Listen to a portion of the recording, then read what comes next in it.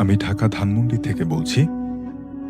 আজ আমি আমার মামার কাছ থেকে শোনা তার জীবনের একটা অস্বাভাবিক ঘটনা বলতে যাচ্ছি। তিনি একজন ডাক্তার। সঙ্গত কিছু কারণে আমি হসপিটালের নামটা উল্লেখ করতে পারছি না। তার প্রতিদিন যে কোনো একটা শিফটে কাজ করতে হয়। সেদিন তার শিফট ছিল নাইটে। হসপিটালটা বাসা থেকে খানিকটা দূরে হওয়ায় সে হসপিটালের ঠিক পেছনেই হোস্টেলে থাকতেন।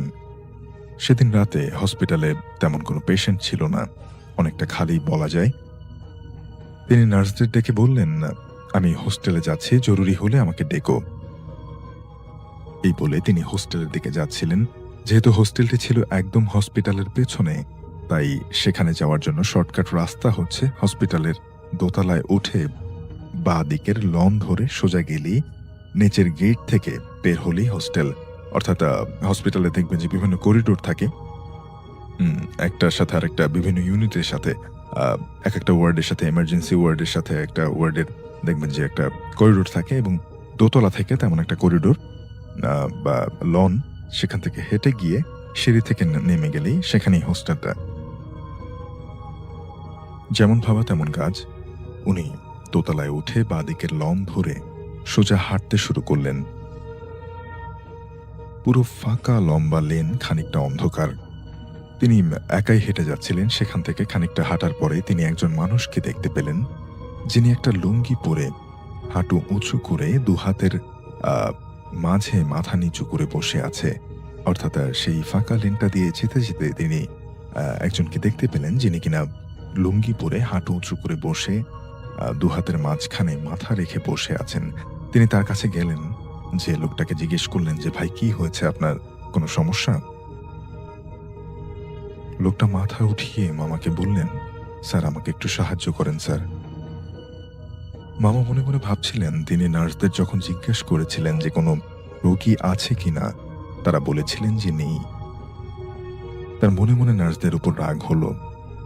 তারপর সে ওই লোকটাকে বললেন, চলেন ভাই, আমাকে আপনার রোগীর কাছে নিয়ে চলেন।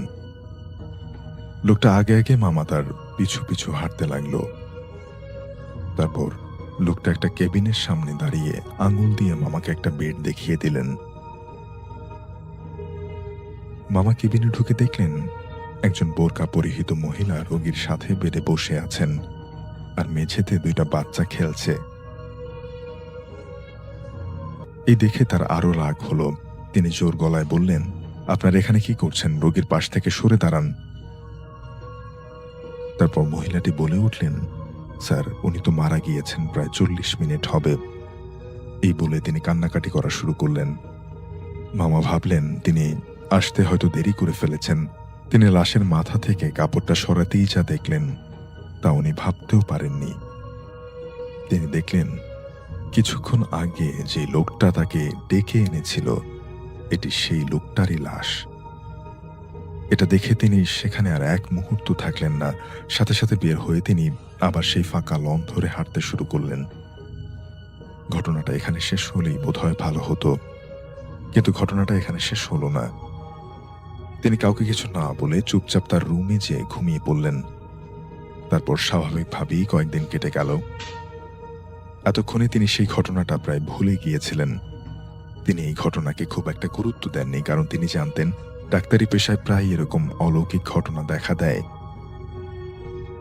কিন্তু তার পরের ঘটনাটা ছিল খুবই আশ্চর্যজনক। এই ঘটনার প্রায় 15 দিন পরে হাসপাতালে প্রচুর ভিড়। সেদিন তার ডে শিফট ছিল।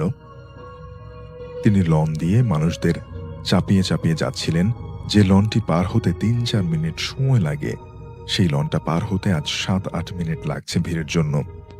তিনি যখন ভিড়ের মাঝে হাঁটছিলেন, তখন ভিড়ের মাঝ থেকে একজন তার সামনে এসে বললেন, কি স্যার, সেদিন যে সাহায্য করতে বলেছিলাম করলেন না, তা আজ একটু সাহায্য করেন, তাহলে আসেন আমার সাথে।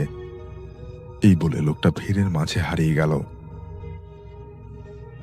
মামা দ্রুত লন থেকে নেমে ক্যান্টিনে যেয়ে কাউকে কিছু না বলে চুপচাপ বসে ভাবতে লাগলেন যে কি হচ্ছে আমার সাথে। তারপর তিনি ঠিক করলেন তিনি আর হোস্টেলে যাবেন, কারণ তিনি বুঝতে পেরেছিলেন যে সে হোস্টেলে যেয়ে থাকতে পারবেন না। তাই তিনি খানিকটা দূরে তার একটা ফ্রেন্ডের সাথে মেসে থাকার সিদ্ধান্ত নিলেন। তিনি রোগী দেখা শেষ করে সন্ধ্যায় রওনা হলেন। যেহেতু খুব একটা দূরে না, তাই তিনি একটা রিক্সা নিলেন। তিনি রিক্সায় উঠে তার বন্ধুকে ফোন দিয়ে বললেন, রিক্সাওয়ালার চেহারা ঠিক মতো দেখা যাচ্ছিল না। শীতের সময় তাই রিক্সাওয়ালা একটা চাদর পেঁচিয়েছিলেন। কিছুটা যাওয়ার পর রিক্সা থামল। তিনি ভেবেছিলেন যে তিনি তার গন্তব্যে পৌঁছে গিয়েছেন, তাই তিনি রিক্সা থেকে নেমে পড়লেন। তারপর একটা 20 টাকার নোট রিক্সা চালকের দিকে বাড়িয়ে দিতেই লোকটা তার চাদর সরিয়ে দেখলেন, দিয়ে বললেন, কি স্যার, 2 বার তো ফিরিয়ে দিলেন, এখন না করেন না। তারপর তিনি তার মামার হাতে একটা 10 টাকার নোট ধরিয়ে দিয়ে রিক্সা টান দিয়ে চলে গেলেন। মামা কিছু বুঝতে পারলেন না। দ্রুত পায়ে তার বন্ধুর বাসায় চলে আসেন। তার একজন বন্ধু ছিল, আর একজন ছিল ডিউটিতে। তারপর তার হাতে থাকা রিক্সাওয়ালার দেয়া সেই 10 টাকার নোটটা খুলে দেখলেন সেখানে একটা ঠিকানা লেখা আছে। মামা তার বন্ধুদেরকে সব ঘটনা খুলে বললেন। তারপর তারা সিদ্ধান্ত নিলেন যে তারা সেই ঠিকানায় যাবেন। তারা গিয়ে দেখলেন এটি একটি গ্রামের ঠিকানা। সেখানে যে বাসার ঠিকানা লেখা ছিল সেখানে যে দেখতে পেলেন সেই বেডে বসে থাকা একটা মহিলা। মহিলাটি মামাকে দেখে বললেন, স্যার আপনি আসেন, বসেন। তারপর মামা মহিলাকে জিজ্ঞেস করলেন যে সেদিন যিনি মারা গিয়েছিলেন উনি আপনার কে হন? ওই মহিলা বলল যে উনি আমার হাজব্যান্ড। মামা জিজ্ঞেস করলেন কি করতেন উনি? মহিলা বললেন যে উনি রিক্সা চালাতেন। উনি মারা যাওয়ার পরে ওনাদের সংসারে অনেক অভাব আসে। এবার মামা বুঝতে পারলেন যে সেই লোকটি তাকে বারবার সাহায্যের কথা বলেছিলেন। প্রিয় লিসেনার্স, এই মুহূর্তে যে ঘটনাটি আমি আপনাদের সাথে শেয়ার করতে যাচ্ছি, এই ঘটনাটি আমাকে পাঠিয়েছেন ভারতের পশ্চিমবঙ্গ রাজ্যের উত্তর 24 পরগনা জেলার স্বরূপনগর থানার 16 শারপুল ডাকবাংলো গ্রামের মোহাম্মদ ফিরোজ ইসলাম গাজী ভাই। তিনি চমৎকার একটি ঘটনা আমাদেরকে পাঠিয়েছেন, যে ঘটনাটি তিনি তার দাদার মুখে শুনেছিলেন। ঘটনাটি আজ থেকে 22 বছর আগের ঘটনা। সময় 2000 সাল। সময়টা ঠিক এখনকার মতো বর্ষাকাল ছিল। আমরা জানি যে ভারতের মুর্শিদাবাদ এবং মালদহ জেলা, এই দুইটা জেলার মধ্যবর্তী জায়গায়, সেই জায়গায় ভারত 1975 সালে একটি বাঁধ নির্মাণ করে। এই বাঁধের নাম ফারাক্কা বাঁধ। এই বাঁধে 109টি গেট রয়েছে। বাংলাদেশ থেকে 16.5 কিলোমিটার বাহিরে, মানে বাংলাদেশের সীমান্ত থেকে 16.5 কিলোমিটার দূরে এই বাঁধটি অবস্থিত। কলকাতা বন্দরকে চালু করার জন্য বা সচল রাখার জন্য মূলত এই বাঁধটি নির্মাণ করা হয়েছিল। কিন্তু এই বাঁধ নির্মাণের ফলে খোদ ভারতের পশ্চিমবঙ্গই বিভিন্ন সময় বন্যায় কবলিত হয়েছে। আর পানির যখন প্রচন্ড চাপ থাকে তখন ভারত এই বাঁধের বিভিন্ন দরজা খুলে দেয়। কারণ যদি খুলে না দেয় তাহলে ভারতের অংশে ভয়াবহ বন্যা দেখা দেয়, আর যখন খুলে দেয় তখন আমাদের এই অংশে ভয়াবহ বন্যা দেখা দেয়। তার মানে এই বাঁধটি উভয় দেশের জন্যই আসলে গলার কাটা। যাই হোক, 2000 সালে যখন ভয়াবহ বন্যা পরিস্থিতি সৃষ্টি হয়, ভারত তখন এই ফারাক্কা বাঁধ খুলে দেয়, যার ফলে কি হয়, বাংলাদেশের অঞ্চলও বন্যা কবলিত হয় এবং ভারতের পশ্চিমবঙ্গ, মালদহ, উত্তর 24 পরগনা জেলার বিভিন্ন গ্রাম বন্যার পানিতে তলিয়ে যায়। তো সময়টা এমন ছিল যে এতটা পানি হয়েছিল যে আশেপাশে উঁচু স্থান খুব কমই পাওয়া গিয়েছিল। আর ওই গ্রামের একজন মানুষ, তার নাম ছিল গোবিন্দ বিশ্বাস। উনি হঠাৎ মারা যান এই বন্যার মধ্যে। আর মূল ঘটনা মূলত এই গোবিন্দ বিশ্বাসকে কেন্দ্র করেই। উনি মারা গিয়েছিলেন স্বাভাবিকভাবেই, তবে সমস্যা যেটা হয় সেটা হলো ওনাকে দাহ করা নিয়ে। কারণ সাধারণত গ্রামের শ্মশানগুলি নদীর ধারে হয়, আর তখন বন্যার কারণে কোথায় নদী কোথায় শ্মশান সবই পানির নিচে। শ্মশান, কবরস্থান সবকিছুই তলিয়ে গেছে। আর আগেই বলেছি ঘটনার সময় কিন্তু ভরা বর্ষাকাল। তাই ঠিক করা হলো গ্রামের মাঠে যতদূর পর্যন্ত পানি উঠেছে তার থেকে কিছুটা দূরে তাকে দাহ করা হবে এবং কাজ শেষ হলে চিতার অবশিষ্ট অংশ ওই পানিতেই বিসর্জন দেওয়া হবে। তো এই পরিকল্পনা অনুযায়ী চিতা সাজিয়ে তার উপরে লাশকে শুইয়ে চিতায় আগুন দেওয়া হলো। ভালোভাবে আগুনও জ্বলছিল। এমন ভাবে 15-20 মিনিট চিতা জ্বলার পর হঠাৎ বৃষ্টি শুরু হয়। ঘটনা কিন্তু দিনের বেলা, এবং বৃষ্টির পানিতে চিতা নিভে যায়। এমন অবস্থায় যারা দাহ করতে গিয়েছিল তারা একে একে সবাই গ্রামে ফিরে আসে। মাত্র 8 থেকে 10 জন মানুষ যারা ওই লাশের অত্যন্ত কাছের ছিল, শুধু তারাই ওখানে ছিলেন। তো যাই হোক, বৃষ্টি মাথায়, খোলা আকাশের নিচে চিতা পুনরায় জ্বালানোর চেষ্টা করা হয়েছিল, কিন্তু আসলে কাঠগুলো এতটাই ভিজে গিয়েছিল কোনোভাবেই নতুন করে সেখানে আর কাঠ আনাও সম্ভব ছিল না, আর ওই কাঠ জ্বালানোও সম্ভব ছিল না। কিন্তু লাশ তো পুরোপুরি পড়েনি। এখন এই আধপোড়া লাশ তারা কি করবে? ওখানে যে পুরোহিত ছিল, কারণ আমরা জানি যখন লাশ দাহ করা হয় সেখানে একজন পুরোহিত থাকে, তো তার সাথে পরামর্শ করলো সবাই। এখন যেহেতু পরিবেশ পরিস্থিতি ভালো ছিল না, একে তো বর্ষাকাল, তারপর বন্যা পরিস্থিতি, চতুর্দিকে পানি, মাঝখানে একটু উঁচু জায়গা পাওয়া গিয়েছে মাঠের মতো, সেখানে তারা এই কাজটি করেছে। তো এখন পুরোহিত পরামর্শ দিলেন যে যেহেতু এমন পরিস্থিতি সৃষ্টি হয়েছে, তাহলে আমরা কি করব? এখন আমরা এই আধা পোড়া লাশটি আমরা মাটি খুঁড়ে কবর দিয়ে দিই। পুরোহিতের পরামর্শে লাশের অন্যান্য আত্মীয় স্বজন তারা ওখানে একটি গর্ত খুঁড়ে ওই আধা পোড়া লাশকে কবর দিয়ে যে যার বাড়িতে চলে যায়। ওখানে আসলে যারা এসেছিলেন তারা তো কোনো গর্ত খোঁড়ার কোনো সরঞ্জামাদি নিয়ে আসেননি। তারা কাছাকাছি যতটুকু টুকটাক অস্ত্রপাতি পাওয়া গিয়েছিল দেশীয়, সেগুলো দিয়েই তারা গর্ত করেছিলেন। এই জন্য গর্তটা আসলে খুব বেশি গভীর হয়নি। লোকজন চলে আসার পর মুষলধারায় আবারও বৃষ্টি শুরু হয়। মুষলধারার এই বৃষ্টিতে ওই যে গর্ত যেটি ঘুরে তারা মাটি চাপা দিয়ে এসেছিলেন, এই মাটি সরে যায় এবং সরে গিয়ে ওই লাশটির শরীর বিভিন্ন অংশ বের হয়ে যায়। যেহেতু বন্যা পরিস্থিতির কারণে যে কোনো উঁচু জায়গায় আমরা দেখি যে বিভিন্ন প্রাণী, কুকুর, বিড়াল, এগুলো কিন্তু বাঁচার তাগিদে সেই সমস্ত জায়গাগুলোতে আশ্রয় নেয়। আর যেহেতু ঘটনাটি এমন একটা উঁচু জায়গায় হয়েছিল, এই কারণে এই কুকুর, বিড়াল, শেয়াল তারা যে কাজটি করে সেটি হচ্ছে এই আধা পোড়া লাশটি তারা সেই গর্ত থেকে টেনে বের করে এবং টেনে হিচড়ে টুকরো টুকরো করে খেতে শুরু করে। ওই মাঠ ব্যাপী পচা মাংসের টুকরো, হাড্ডি ছড়িয়ে ছিটিয়ে থাকে। পচা দুর্গন্ধে ভরে গেল আশেপাশ। কিন্তু এখন তো কিছুই করার নেই। লাশ পচা হলো, সেটা যদি গোটা একটা শরীর হতো তাহলে পুনরায় মাটি চাপা দিলে সমস্যা মিটে যেত, কিন্তু এখন তো সেটা সম্ভব নয়। তো যাই হোক, এর বেশ কিছুদিন পরে ধীরে ধীরে সবকিছু স্বাভাবিক হয়। আস্তে আস্তে বন্যার পানিও সরে যায়। এবার শুরু হয় নতুন ঝামেলা। আর ভয়ঙ্কর ঘটনা আসলে শুরু এখান থেকেই। ওই যে যারা লাশটা দাহ করতে গিয়েছিল এবং বৃষ্টির কারণে ফেরত চলে আসে, তারা একে একে ভয়ঙ্কর স্বপ্ন দেখতে থাকে। ওই সেই লাশ পচা গলা অবস্থাতেই বলছে, তোরা আমার সাথে এমনটা কেন করলি?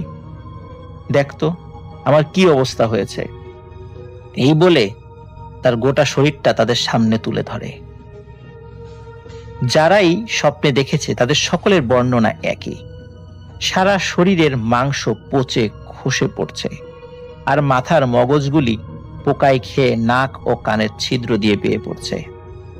লাশটি বলছে, দেখ আমি শান্তিতে নেই, আর তোদেরকেও আমি শান্তিতে থাকতে দেব না, কারণ তোরা চাইলেই আরেকটু গর্ত করে আমাকে কবর দিতে পারতি, কিন্তু তা না করে এই কুকুর, বিড়াল, শিয়ালের জন্য আমাকে রেখে গেলি। তোদের জন্য কি আমি জীবিত থাকতে কিছুই করি নাই?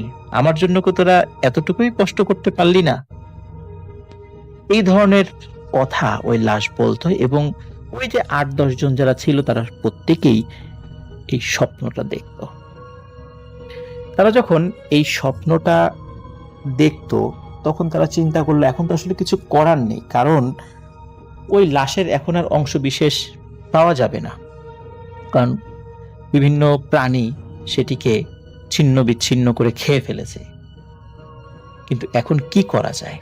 তারা পরামর্শ করতে থাকে, কিন্তু এই পরামর্শের ভেতরেই কিছু ভয়ানক ঘটনা ঘটতে থাকে। এদের মধ্যে একজন রাতের বেলা বাজার থেকে ফিরছিল।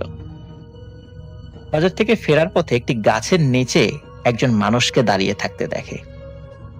দূর থেকে তাকে চেনা যাচ্ছিল না স্বাভাবিকভাবেই, যেহেতু সন্ধ্যার পর, আর তার সাথে অন্য কোনো মানুষও ছিল না। কিন্তু গ্রামের মানুষ স্বাভাবিকভাবে কাউকে দেখলে তার পরিচয় জিজ্ঞেস করে। এটা আমাদের বাংলাদেশে আমরা এটা দেখতে পাই। স্বাভাবিকভাবেই তিনি তাকে জিজ্ঞেস করে, এই গাছের নিচে কে দাঁড়িয়ে?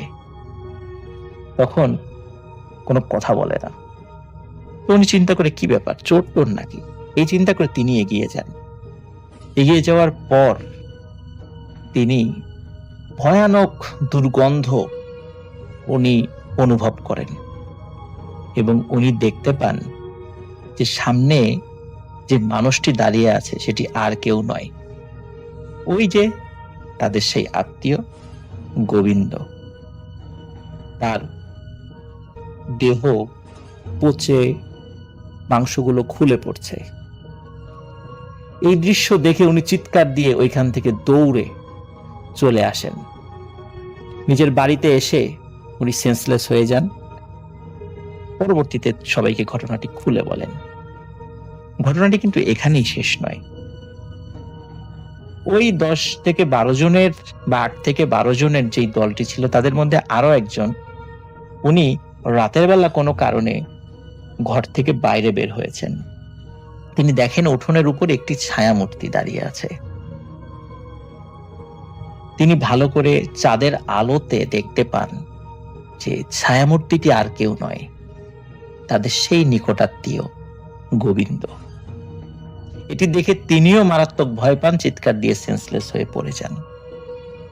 আরো একজন ব্যক্তির সাথে আর একটা ঘটনা ঘটে। তিনি রাতের বেলা বাড়িতে ফিরছিলেন। ফেরার সময় টিনের চালের উপরে কোন একজন মানুষকে বসা দেখতে পান। তাকে বসা দেখতে পেয়ে তিনি জিজ্ঞেস করেন যে, এই চালের উপরে কে বসে আছে?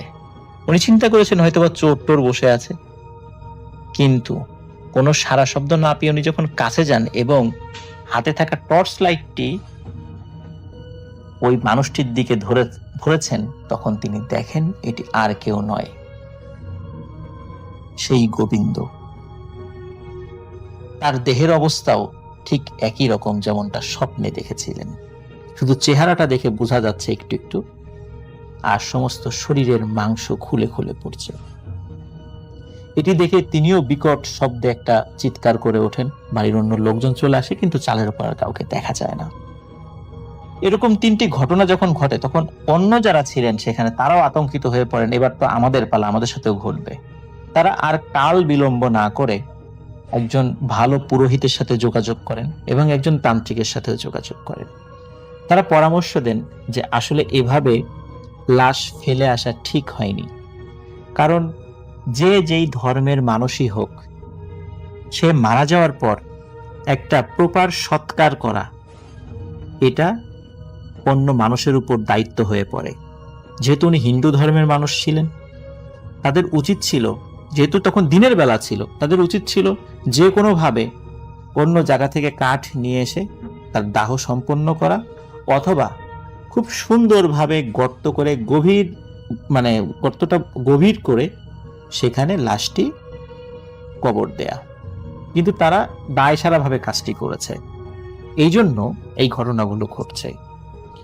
যাই হোক, এখন সেই পুরোহিত এবং তান্ত্রিক পরামর্শ দেন যে তাদের ধর্মের যে রিচুয়ালগুলো রয়েছে, যেমন শ্রাদ্ধ, তারপর পিণ্ডি দান, আত্মার শান্তির জন্য ওই যজ্ঞ ইত্যাদি যে জিনিসগুলো রয়েছে সেগুলো করার জন্য। এবং এগুলো করার পর সত্যি ওখানে আরো যারা ছিলেন, এই 12 জন, 8 থেকে 12 জনের মধ্যে যারা ছিলেন, তাদের সাথে আর কোনো ঘটনা ঘটেনি, সবকিছু ঠিক হয়ে যায়। আসসালামু আলাইকুম রাসেল ভাই, আশা করছি আপনি ভালো আছেন। তো রাসেল ভাই, আজকে আমি যে ঘটনাটি আপনার সঙ্গে শেয়ার করছি, এটা একটা অ্যাম্বুলেন্সের ঘটনা। যেই ঘটনাটা আমাদের এলাকার একজন অ্যাম্বুলেন্স ড্রাইভারকে নিয়ে। তো রাসেল ভাই, আমি কোনো কথা না বাড়িয়ে সরাসরি চলে যাচ্ছি ঘটনায়। আমাদের এলাকার মানে একদম শেষ প্রান্তে একটা বাড়ি।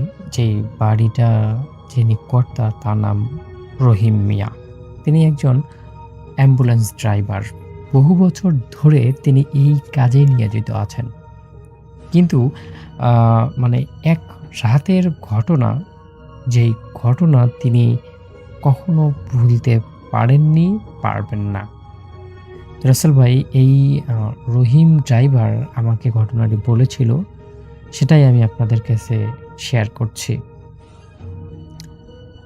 সেদিন বৃহস্পতিবার রাত।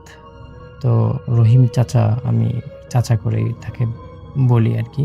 তিনি যেহেতু বৃহস্পতিবার রাত তিনি চাচ্ছিলেন একটু বিশ্রাম নিতে বা একটু তার শারীরিকভাবে একটু আরামদায়ক নিতে চাচ্ছেন।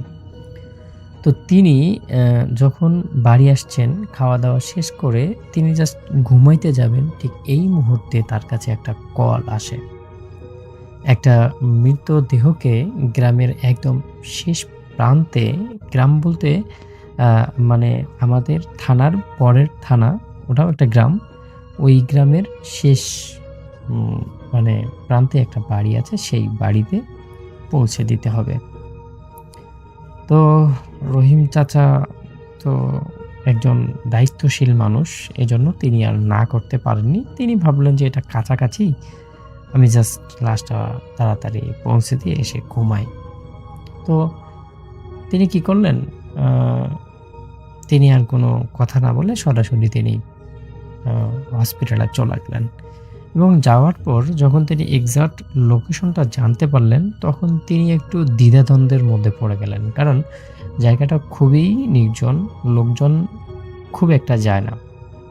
তিনি এটা শোনার পর প্রথমে দ্বিধাদ্বন্দ্বে মানে পড়ে গেলেন যে আসলে সেখানে যাব কি যাব না, একটা মানে দোটানার মধ্যে পড়ে গেলেন। তো অ্যাম্বুলেন্স মানে যে ছিল, সেই অ্যাম্বুলেন্সের একজন হেল্পার ছিল যার নাম হচ্ছে জসিম। তো তিনি বললেন যে ওস্তাদ, সমস্যা নাই, কিছু হবে না। তো তারপর তো রহিম চাচা তার গাড়ির পিছনের যে ঢাকনা আছে সেটা খুলে দিলেন এবং স্ট্রেচারটা মানে বের করে দিলেন, লাশটা যেন তোলা হয়। এবং লাশটা নিয়ে এসে স্ট্রেচারটা সহ লাশটা ঢেকে দেওয়া হলো।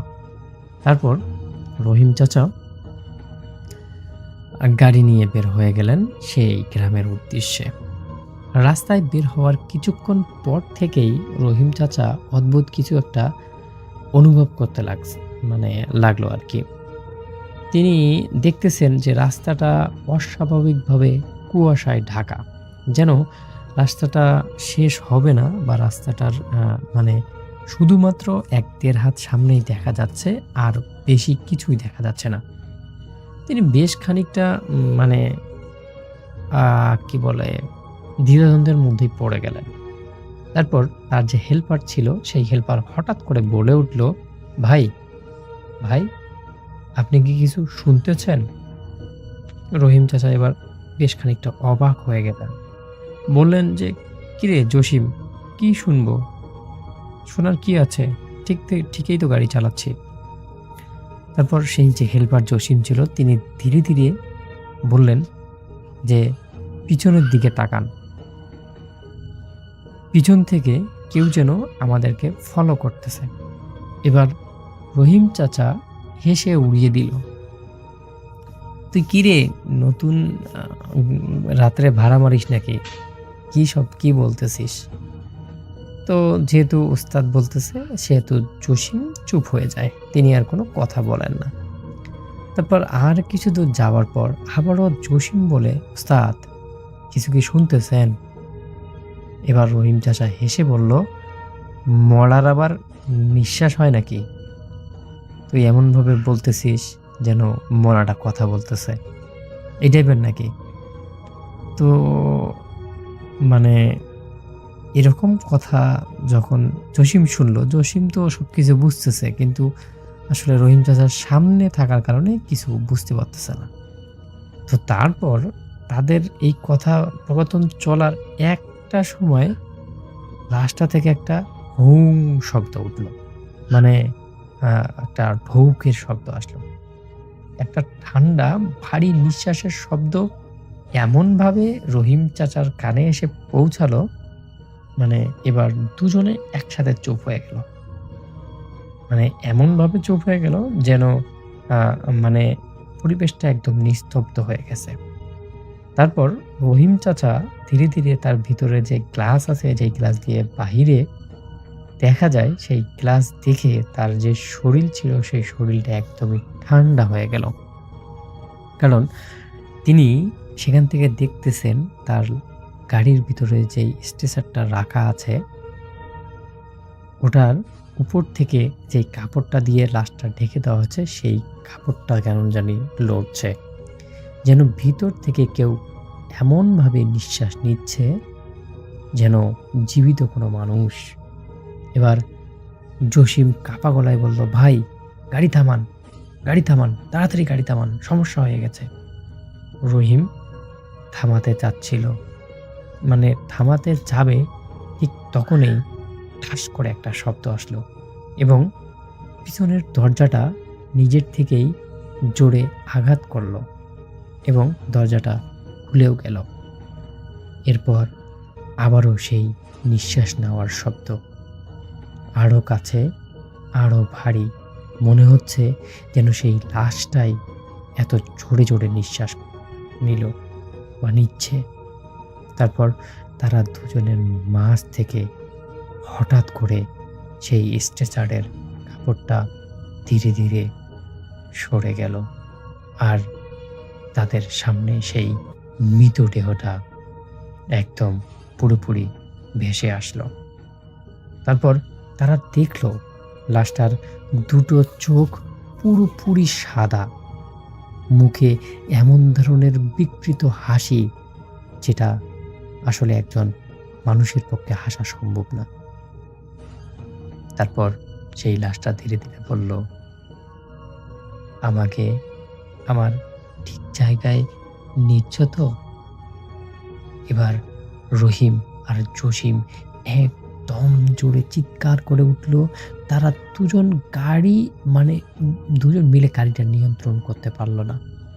তারপর সেই অ্যাম্বুলেন্সটা রাস্তার পাশে ধাক্কা খেল একটা গাছের সাথে। তারপর রহিম চাচা এবং তার ড্রাইভার জসিমের আর কিছু মনে নেই। তারা দেখেন পরদিন সকালে তাদের আশেপাশে অনেক মানুষ জড়া হয়ে গেছে। অ্যাম্বুলেন্সটা ভাঙ্গা অবস্থায় পড়ে আছে। সামনে রহিম অজ্ঞান এবং জসিম অজ্ঞান। কোনো কিছুই নেই। আশেপাশে শুধু মানুষ আর মানুষ। সবাই দেখতে আসছে এই অ্যাম্বুলেন্সটাকে। তারপর জসিম এবং রহিম কাকাকে জাগানো হলো। তারা দুজনকে জিজ্ঞাসা করা হলো, "এত রাত্রে তোমরা এখানে কেন?" তখন তারা গত রাত্রের ঘটনা সবটাই খুলে বলল। তারপর সেখান থেকে অ্যাম্বুলেন্সের মানে তথ্য জানার জন্য হসপিটালে কল করা হলো, কিন্তু হাসপাতাল থেকে এরকম কোনো তথ্যই দেওয়া হয়নি। গত রাত্রে কোনো লাশই তারা ডেলিভারি করেনি। তারপর রহিম চাচা আরো বেশি ভয়ানকভাবে ভয় পেয়ে যায়। তাহলে গত রাত্রে আমরা কিভাবে, কোন জিনিস নিয়ে এতদূর পর্যন্ত আসলাম? এই সব কিছুই তার মাথার উপর দিয়ে যাচ্ছে। তিনি কোনোভাবেই তার মাথাকে শান্ত করতে পারছে না। তারপর রহিম চাচা এবং জসিমকে গ্রামের একজন ভালো হুজুরের কাছে নিয়ে যাওয়া হয় এবং হুজুর তাদেরকে দেখে তাদের অবস্থার কথা শুনে ভালো করে তাবিজ পরিয়ে দেয় এবং 3 দিনের পানি খাওয়ার জন্য পানি পড়া দিয়ে দেয়। এটা কাহিনী হওয়ার পর থেকে রহিম চাচা তার যে অ্যাম্বুলেন্স ছিল সেই অ্যাম্বুলেন্সটা বিক্রি করে দেয় এবং রাত্রের বেলায় তার যত রকমের কাজকর্ম আছে সব কাজকর্মই বন্ধ করে দেয়। আমাদের এলাকার লোকেশন যদি আপনাদেরকে বলি তাহলে আপনারা হয়তো লোকেশনে চলে আসবেন। আর আপনাদেরকে বলে রাখি যে সেই রহিম চাচা এখনো জীবিত আছে, জসিমও জীবিত আছে। কিন্তু তারা এই পেশার সাথে আর জড়িত নেই। তো রাসেল ভাই, এটাই ছিল ঘটনা। ভালো থাকবেন, সুস্থ থাকবেন। আপনার মঙ্গল কামনা করে শেষ করছি। আল্লাহ হাফেজ। আজ আপনাকে যে ঘটনাটি লিখে পাঠাচ্ছি সেটা আমার কলেজের এক বান্ধবীর কাছ থেকে শোনা। সে আমাকে যেভাবে বলেছিল আমি ওভাবেই বলার চেষ্টা করছি। যদি ভালো লাগে পড়ে শোনাবেন। আমার বয়স যখন 6 বা 7 মতো, তখন থেকেই আমার কেমন জানি একটা বিষয় অস্বস্তি হতে শুরু করে। ঠিকমতো ঘুমোতে পারতাম না। ঘুমের মধ্যে বারবার শুধু মনে হতো কেউ যেন আমাকে ধাক্কা দিয়ে খাট থেকে ফেলে দিচ্ছে। চোখ খুললে দেখতে পেতাম আমি ফ্লোরে পড়ে আছি। খেলতে গেলেও শুধু বারবার পড়ে যেতাম। কে যেন পা ধরে আটকে রাখার চেষ্টা করত। সন্ধ্যার পরে একা বাড়ির বাইরে যেতে পারতাম না। আমি যখন ক্লাস 3-তে পড়তাম তখন একদিন স্কুল থেকে ফিরে আসার পথে একটা অদ্ভুত ঘটনা ঘটে। রাস্তার দুধারে শিরীষ আর মেহগনি গাছ, মাঝখানে মাটির রাস্তা। হঠাৎ একটা কাশির শব্দ শুনে ঘাড় ফিরিয়ে পেছনে ফিরে তাকালাম। আশেপাশে কোথাও কোনো লোকজন নেই। আবার হাঁটতে লাগলাম। এবার আচমকা কেউ যেন আমার বাম হাতটা ধরে বসলো। আমি চমকে উঠে একটা ঝটকা মেরে হাতটা ছাড়িয়ে নিতে চেষ্টা করলাম, তবে সে হাতের জোর ছিল অনেক। আমি কোথাও কাউকে দেখতে পাচ্ছিলাম না, অথচ স্পষ্ট বুঝতে পারছিলাম যে কেউ আমার হাতটা ধরে রেখেছে। সে এতটাই গরম ছিল সেই হাতটা যে মনে হলো আরেকটু হলেই আমার হাতের চামড়া পুড়ে যাবে। আমি প্রচন্ড ভয় পেয়ে কাঁদতে শুরু করি। তখন হঠাৎ করে সেই হাতটা নিজে থেকেই আমাকে ছেড়ে দেয়। আমি এক দৌড়ে বাড়ি গিয়ে সবকিছু আম্মুকে খুলে বলি। এরপর বাড়িতে একজন হুজুর আসেন। তিনি আমাকে বলেন সম্ভবত আমার সাথে কোনো একটা জিন আছে, তবে সে কোনো খারাপ জিন নয়। যতক্ষণ না আমরা তাকে আমার থেকে দূরে সরানোর চেষ্টা করছি ততক্ষণ সে কোনো ক্ষতি করবে না। এরপর থেকে আরো অনেকবার আমি তার উপস্থিতি টের পেয়েছি। মাঝে মাঝে খুব ভয় লাগতো, তবে বয়স বাড়ার সাথে সাথে সেই ভয়টা কমে যেতে শুরু করে। ম্যাট্রিক পাশ করার পরে আমি যখন ছুটিতে নানার বাড়ি গিয়েছিলাম তখন সেখানে আমার একটা নতুন বান্ধবীর বানিয়েছিলাম। তার নাম ছিল বন্যা। একবার বন্যার বাবা আর মা 2-3 দিনের জন্য বাড়ির বাইরে কোথাও বেড়াতে যান। বন্যা আমার নানিকে অনেক অনুরোধ করার সত্ত্বেও নানি কিছুতেই তার সাথে তাদের বাড়িতে থাকতে দিতে রাজি হয়নি। আমার নানি সাধারণত এরকম রুরু স্বভাবের না। আমি নানিকে বললাম যে নানি, তুমি এমন করছো কেন? ওই পাশেই তো ওদের বাড়ি, কি সমস্যা?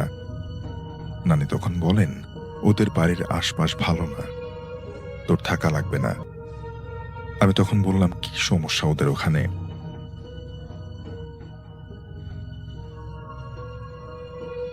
নানি প্রথমে বলতে না চাইলেও পরে জানান যে ওদের বাড়ির পেছনের পুকুর পাড় আর বাঁশঝাড়টা নাকি খারাপ জায়গা, ওখানে নাকি জিনেরা থাকে। এই কথা শোনার পরে আমি হাসতে হাসতে নানিকে বলি, আরে নানি, আমি নিজেই তো একটা জিন। তারপর নানির নিষেধ সত্ত্বেও সন্ধ্যার পরে বন্যার বাড়িতে চলে যাই। ওদের বাড়িটা গ্রামের একেবারে শেষের দিকে। বাড়ির পেছনে পুকুর আর তার ওপাশে বাঁশঝাড় আর জঙ্গল। আমি যখন ওদের বাড়িতে পৌঁছেছি বন্যা তখন ওদের হাঁস মুরগিগুলো খুব ফ্রিতে উঠেছিল। আমি উঠোনে দাঁড়িয়ে পেছন দিককার পুকুরটার দিকে তাকালাম, আর হঠাৎ কতগুলো বাচ্চার খিলখিল শব্দে, হাসির শব্দে আমি চমকে উঠলাম। মনে হলো যেন পুকুরের ওদিক থেকে আসলো শব্দটা। আমি বন্যাকে ডেকে বললাম ব্যাপারটা। বন্যা একটা হাসি দিয়ে বলল, আরে ভুল শুনেছিস, চল ভেতরে চল। আমি কিছুতেই মানতে পারলাম না বিষয়টা। যা হোক, রাতের খাওয়া দাওয়া শেষ করে বিছানা ঠিক করে নিলাম। গ্রাম অঞ্চল, এই জন্য বাথরুমগুলো সচরাচর বাড়ির আঙিনার বাইরে হয়। দুজন মিলে বাইরে বেরোলাম। ওদের বাথরুমটা পেছনের সেই পুকুরের একটা কিনারে। আমি বাইরে দাঁড়িয়েছিলাম, চারপাশে অজস্র ঝিঝি পোকার ডাকে মাথা ধরার মতো অবস্থা। এতটাই অন্ধকার ছিল যে আমি নিজেই নিজের হাত পর্যন্ত দেখতে পাচ্ছিলাম না। হঠাৎ আমার হাতে একটা স্পর্শ পেলাম। কেউ আমার হাত ধরে বাড়ির দিকে টানছে। এই স্পর্শের সাথে আমি অনেক পরিচিত ছিলাম, তাই ভয় পাইনি। ঝটকা মেরে হাতটা ছাড়িয়ে নিলাম।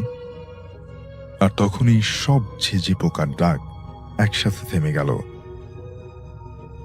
চারপাশে তখন কোনো শব্দ নেই, একেবারে পিন পতন নীরবতা। আমার হার্টবিট খুব দ্রুত চলতে শুরু করলো। বন্যাকে ডাকতে যাব এমন সময় আমার চোখ গেল পুকুরের অন্য কিনারে। সেখানে একটা শ্যাওলা গাছ আছে। হঠাৎ যেন জায়গাটা এক ধরনের লাল আলোয় ভরে উঠতে শুরু করলো। আমি দেখলাম কতগুলো শিশু বাচ্চা, যাদের শরীর থেকে সেই লাল আভা বেরোচ্ছিল। একজনের ওপর আর একজন গড়াগড়ি খাচ্ছে, আর সেই শ্যাওলা গাছে ওঠার চেষ্টা করছে। আমি অবাক বিস্ময়ে তাকিয়ে সব দেখতে দেখতে কোথায় যেন হারিয়ে যাচ্ছিলাম। হঠাৎ একটা শব্দে সম্বিত ফিরে পেলাম। বন্যা বেরিয়েছে, কিন্তু ওদের বাথরুমের স্টিলের দরজায় যে শব্দ হয়েছে, সেই শব্দ শুনে ওপারের সেই অদ্ভুত বাচ্চাগুলো এক পলক আমাদের দিকে তাকালো। আর সাথে সাথে পুরো জায়গাটা আবার নিকষ কালো অন্ধকারে ভরে উঠল। আবারও শুনশান নীরবতা। আমি পুকুরের একেবারে কিনারায় ঘেঁষে দাঁড়িয়েছিলাম। এতক্ষণ আমি যা দেখেছি, বন্যাও 1 সেকেন্ডের জন্য সেটা দেখেছে। ও আমাকে বলল, চল তাড়াতাড়ি ঘরে যাই।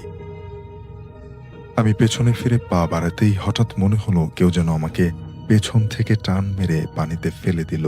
আমি পানিতে পড়ে বিষম খাচ্ছি, তখন আবার পুকুরের তলা থেকে কেউ যেন টান মারল। আমি চিৎকার করে বন্যাকে ডাক দিলাম, তারপর পানিতে ডুবে গেলাম। আর তখন পানির উপর থেকে কেউ যেন আমাকে টেনে তুলল। আমি ভাবলাম হয়তো বা বন্যা। উঠে দেখি কেউ নেই, বন্যাও কোথাও নেই। জোরে চিৎকার করে ওকে ডাক দিলাম। সত্যি বলতে গেলে খুব অবাক হলাম যখন দেখলাম বন্যা আমাকে ফেলে ভয়ে বাড়িতে চলে গেছে। সেই সময় আমি আমার নানির বাড়িতে ফিরে আসি। আমাকে ভেজা অবস্থায় দেখে নানিকে আর কিছু বলতে হয়নি। পরদিন ফজরের পরে নানু বাড়ির মসজিদের ইমাম সাহেব আমাকে দেখতে আসেন। দোয়া কালাম করে ফু দিয়ে দেন, আর তিনি জানান যে আমরা যদি চাই তবে তিনি আমার সাথে থাকা জিনটাকে তাড়িয়ে দিতে পারেন। আমি সাথে সাথে না বলে দিয়েছিলাম, কেননা আজও আমি বিশ্বাস করি আমার সাথে যেই আছে সে মহান আল্লাহর প্রেরিত কেউ। সেদিন সে না থাকলে হয়তোবা আমি হারিয়ে যেতাম পানির তলায়। এলাকাটা এতটাই অজপাড়াগা ছিল যা বোঝানো যাবে না। ইভেন বাথরুমের জন্য মসজিদ থেকে যেতে নাকি কমপক্ষে 5 মিনিটের রাস্তা হাঁটতে হতো। এক জায়গা থেকে আরেক জায়গায় যাওয়ার যোগাযোগ ব্যবস্থা ছিল খুব খারাপ। মেইন রোড থেকে নৌকা দিয়ে পায়ে হেঁটে সেই মসজিদ, এবং মসজিদ থেকে তারা এরকম ভাবে যে এরকম মসজিদে 12 দিনের মতো থাকবে। এরপরে আরো একটা মসজিদে যেতে হবে ওই এলাকারই, কিন্তু রাস্তাঘাটের যে বেহাল দশা, তাতে হেঁটে যাওয়া ছাড়া কোনো উপায় নেই। সেটা 2000 সালের ঘটনা। ইভেন ওইখানের যেসব বাড়িঘরগুলো ছিল, সেই বাড়িঘরগুলোতেও সাঁকো দিয়ে পার হয়ে যেতে হতো, এরকম আর কি। রাস্তা নাই, সরাসরি ঢুকে যেতে পারবেন না একটা বাড়িতে।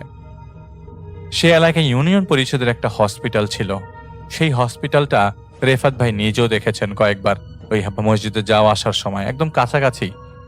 তো সেখানকার মসজিদে থাকা অবস্থায় তিনি একজন লোককে প্রায় দেখতেন, মসজিদে বসে আছে, না হলে শুয়ে আছে। আবার আসরের ওয়াক্তে চলে যাচ্ছে, আসরের নামাজ পড়ে। এরপরে মাগরিব এবং ঈশার ওয়াক্তে তিনি আর আসতেন না, আবার ফজরের ওয়াক্তে আসতেন। তিনি যতক্ষণ মসজিদে থাকতেন রেফাত ভাই লক্ষ্য করতেন মসজিদের অজুখানার পেছনের দেয়ালে একজন বসে আছে।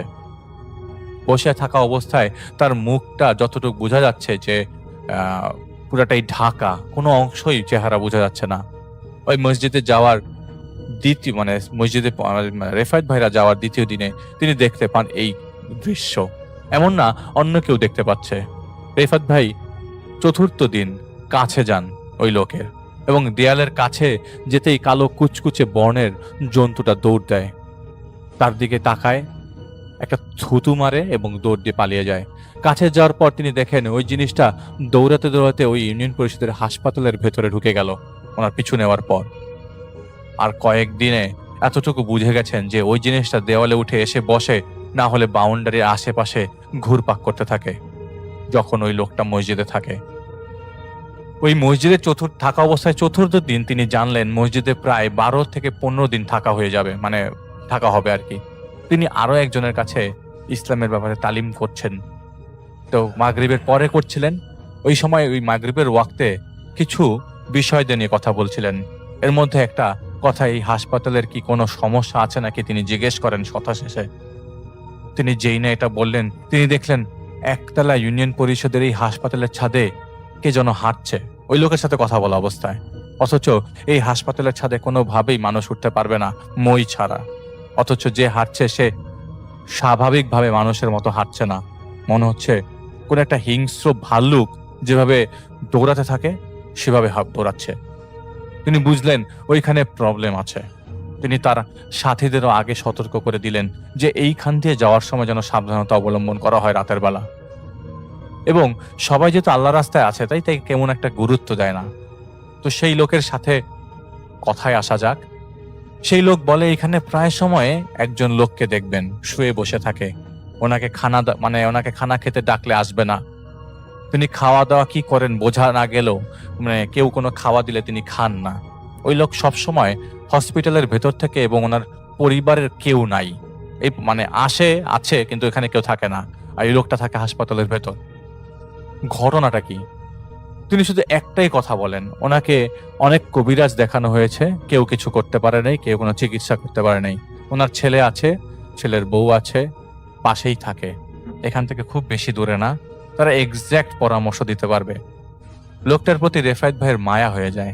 রেফাত ভাই ওই দিন রাত 2টার দিকে তাহাজ্জুদে বসেন এবং তার হুজুরকে ডাকেন। তার হুজুর অনেকক্ষণ পরে আসে এবং বলে, দেখো তুমি যদি কোনো কাজে জড়াতে চাও আমরা মানা করব না, তবে আমি বুঝতে পেরেছি তুমি হসপিটালে, ওই হাসপাতালে যেতে চাচ্ছ, ওই বাড়িতে যেতে চাচ্ছ। তুমি ভালো বুঝবে তুমি কি করবে, এবং শুধু একটা কথা বলতে চাই, যাই করো বুঝে শুনে করো, করতে করতে অনেক কিছু বুঝে যাবে। তখন পেছনে ফিরে তাকিও না, যখন সামনে এগিয়ে যাবে আর পেছনে তাকাবে না, শেষ করেই বের হবে। তবে সাবধানতা অবলম্বন করবে, কারণ মৃত্যুর ঝুঁকি রাতের ঘুমানোর মধ্যেও আছে। তো রেফাত ভাই বুঝে গেলেন ওনার ওস্তাদ কি বলল। তো রেফাত ভাই ফজরের আগে তাহাজ্জুদ নরমালি অনেক সময় নিয়ে পড়েন, কিন্তু সেদিন তিনি অল্প সময়ে তাহাজ্জুদ পড়ে সেই হাসপাতালের কাছে যান।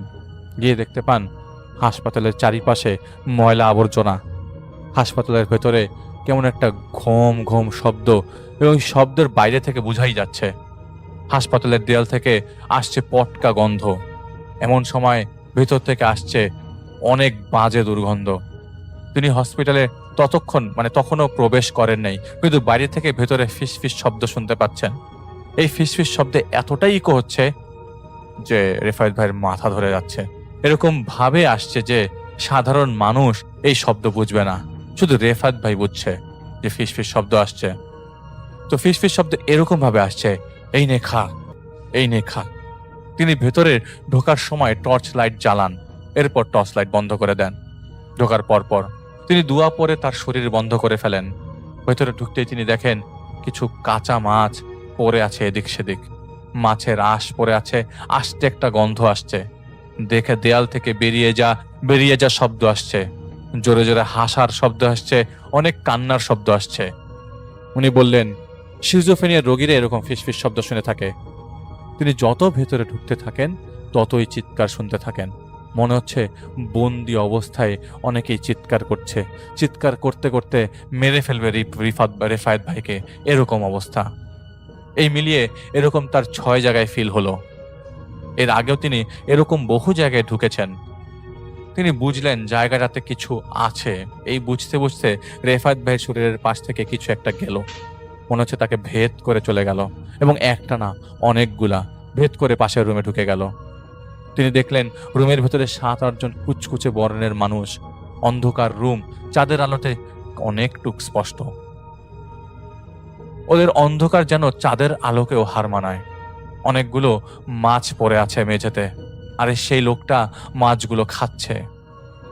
সেই লোক, যে লোকটা মসজিদে নামাজ পড়তে আসে, সেই লোকটা কাঁচা মাছ খাওয়া অবস্থায় অনেক জোরে জোরে হাসছে আর কথা বলছে। কথার ভয়েস, কথার মানে ভেতর থেকে যে আসছে সেটা যে ওনার ভয়েস না, এটা বোঝা গেল। তুই এখানে এসছিস কেন? নিজের বিপদ কি নিজে ডাকতে চাস? তোর সাথে আমাদের কোনো সম্পর্ক নাই। ও আমাদের শিকার। এমন কিছু করিস না যাতে তোর ঘাড়ও মটকে যায় আর এই হারামির ঘাড়ও মটকে যায়। ও আমরা না থাকলেই নামাজে যায়। ওকে জ্যান্ত পুঁতে ফেলবো কয়েকদিনের মধ্যে, চিন্তা করিস না। এইখানেই কবর করে ওর কবর হবে, তখন তো তুই থাকবিও না। এখন আসছিস কেন? বাঁচাতে আসছিস নাকি? এ বলতে রেফাত ভাই সেখান থেকে বেরিয়ে যান। আর বেশিক্ষণ থাকলেন না সেখানে।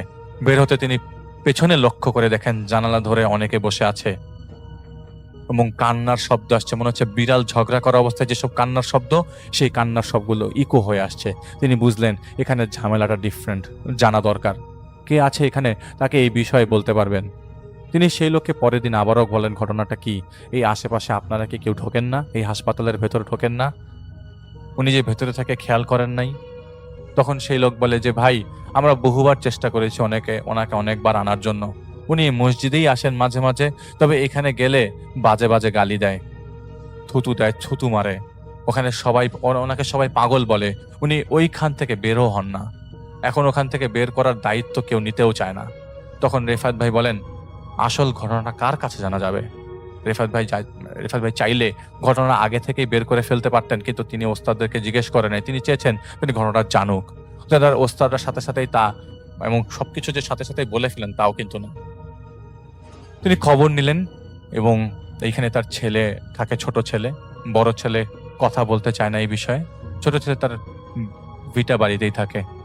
তখন ছোট ছেলেকে পাওয়া যায় খেতে কাজ করছিলেন। উনি কৃষক আর কি। তিনি অন্যের জমিতে কাজ করছিলেন। কাজ করার পর আসরের ওয়াক্ত হয়ে যায়। সেখানে রেফাত ভাই নামাজ আদায় করেন এবং তিনি তার কাছে জানতে চায় আসলে ঘটনাটা কি, তার বাবা ওখানে কেন, কি এমন হয়েছিল ওখানে থাকতে হলো। প্রথমে কিছু না বলতে চাইলেও পরে ইতস্তত বোধ করে সেই ছোট ছেলে প্রথমে পরে বলে সবকিছু। সেদিন রাত ছিল রোজার ঈদের 7 দিনের রাত, এবং রেফাত ভাই কিন্তু তাকে আশ্বস্ত করেছে যে তিনি কিছু একটা করতে চান তার জন্য। তো সেদিন ছিল, এটা তার ছোট ছেলের ঘটনা, তিনি বলছেন সেদিন ছিল রোজার ঈদের পর 7 দিন চলে, 7ম দিন আর কি। সবাই ঘুমাচ্ছে। তখন তার বাবা, তার মা, তিনি তার ভাইয়ের বউ ছিল বাড়িতে, সবাই মিলে একসাথে থাকতো। এখন তার ভাই চরে ঘর তুলেছে, সেখানে থাকে, তাদের জমিতেই থাকে, আর এই বাড়িতে তিনি থাকেন, আর কেউ থাকে না। তো বলে সেদিন রাতের ঘরের সবাই এদিক সেদিক ছোটাছুটি শুরু করে, কারণ তার মার শ্বাসকষ্ট শুরু হয়। তার মার অ্যাজমা ছিল। তখন 3টা বাজে, 3-4 বছর আগের ঘটনা। তার বাবা তখন তার মাকে অসুস্থ অবস্থায় ঢাকায় আনার পরিকল্পনা চলছিল। এমন সময় ঘরের মধ্যে 4 জন লোক প্রবেশ করে। হঠাৎ করে আপনি যদি আপনার পরিবারের কাউকে এরকম মর্মান্তিক অবস্থায় দেখতে পান এবং ওই সময় যদি অদৃশ্য বস্তু টাইপের 4 জন আপনাদের ঘরে প্রবেশ করে, আপনি কি ফিল করবেন? এদেরকে কখনো কেউ দেখে নাই। তারা চুপ করে তাদের চারপাশে দাঁড়িয়ে থাকে, আর চারিপাশ থেকে শব্দ আসতে থাকে। ঘরের বিছানাটা ভেঙে পড়ে যায়, ওনারা ভয় পেয়ে যায়। তার মার অবস্থা আরো খারাপ হতে থাকে। তারা সবকিছু বাদ দিয়ে রাতের বেলা ভ্যান নিয়ে সেখান থেকে বের হয়ে পড়েন, কিন্তু ভ্যান যতই সামনে যায় সেই ভ্যান আর এগোয় না। ভ্যান নিয়ে অ্যাটলিস্ট নৌকা ঘাট পর্যন্ত অনেক কষ্টে যাওয়া যায়, তাও অনেক সময় পার হয়ে যায়। তার ভাই ছিল সাথে, তার ভাইয়ের বউ ছিল বাড়িতে। তার ভাইও অনেক কষ্ট করে, কিন্তু কোনো কাজের কাজ হয় না। তারা রাস্তার মাঝেই মারা যায় তার মা। তারা তখন কাঁদছিল, কিন্তু তাদের আশেপাশে কেউ ছিল না যারা খুব তাড়াতাড়ি মুভ করছিল। তার বাবা কাঁদতে কাঁদতে হঠাৎ চোখ মুখ উল্টে পড়ে যায়। মাকে সামলাবে না বাবাকে।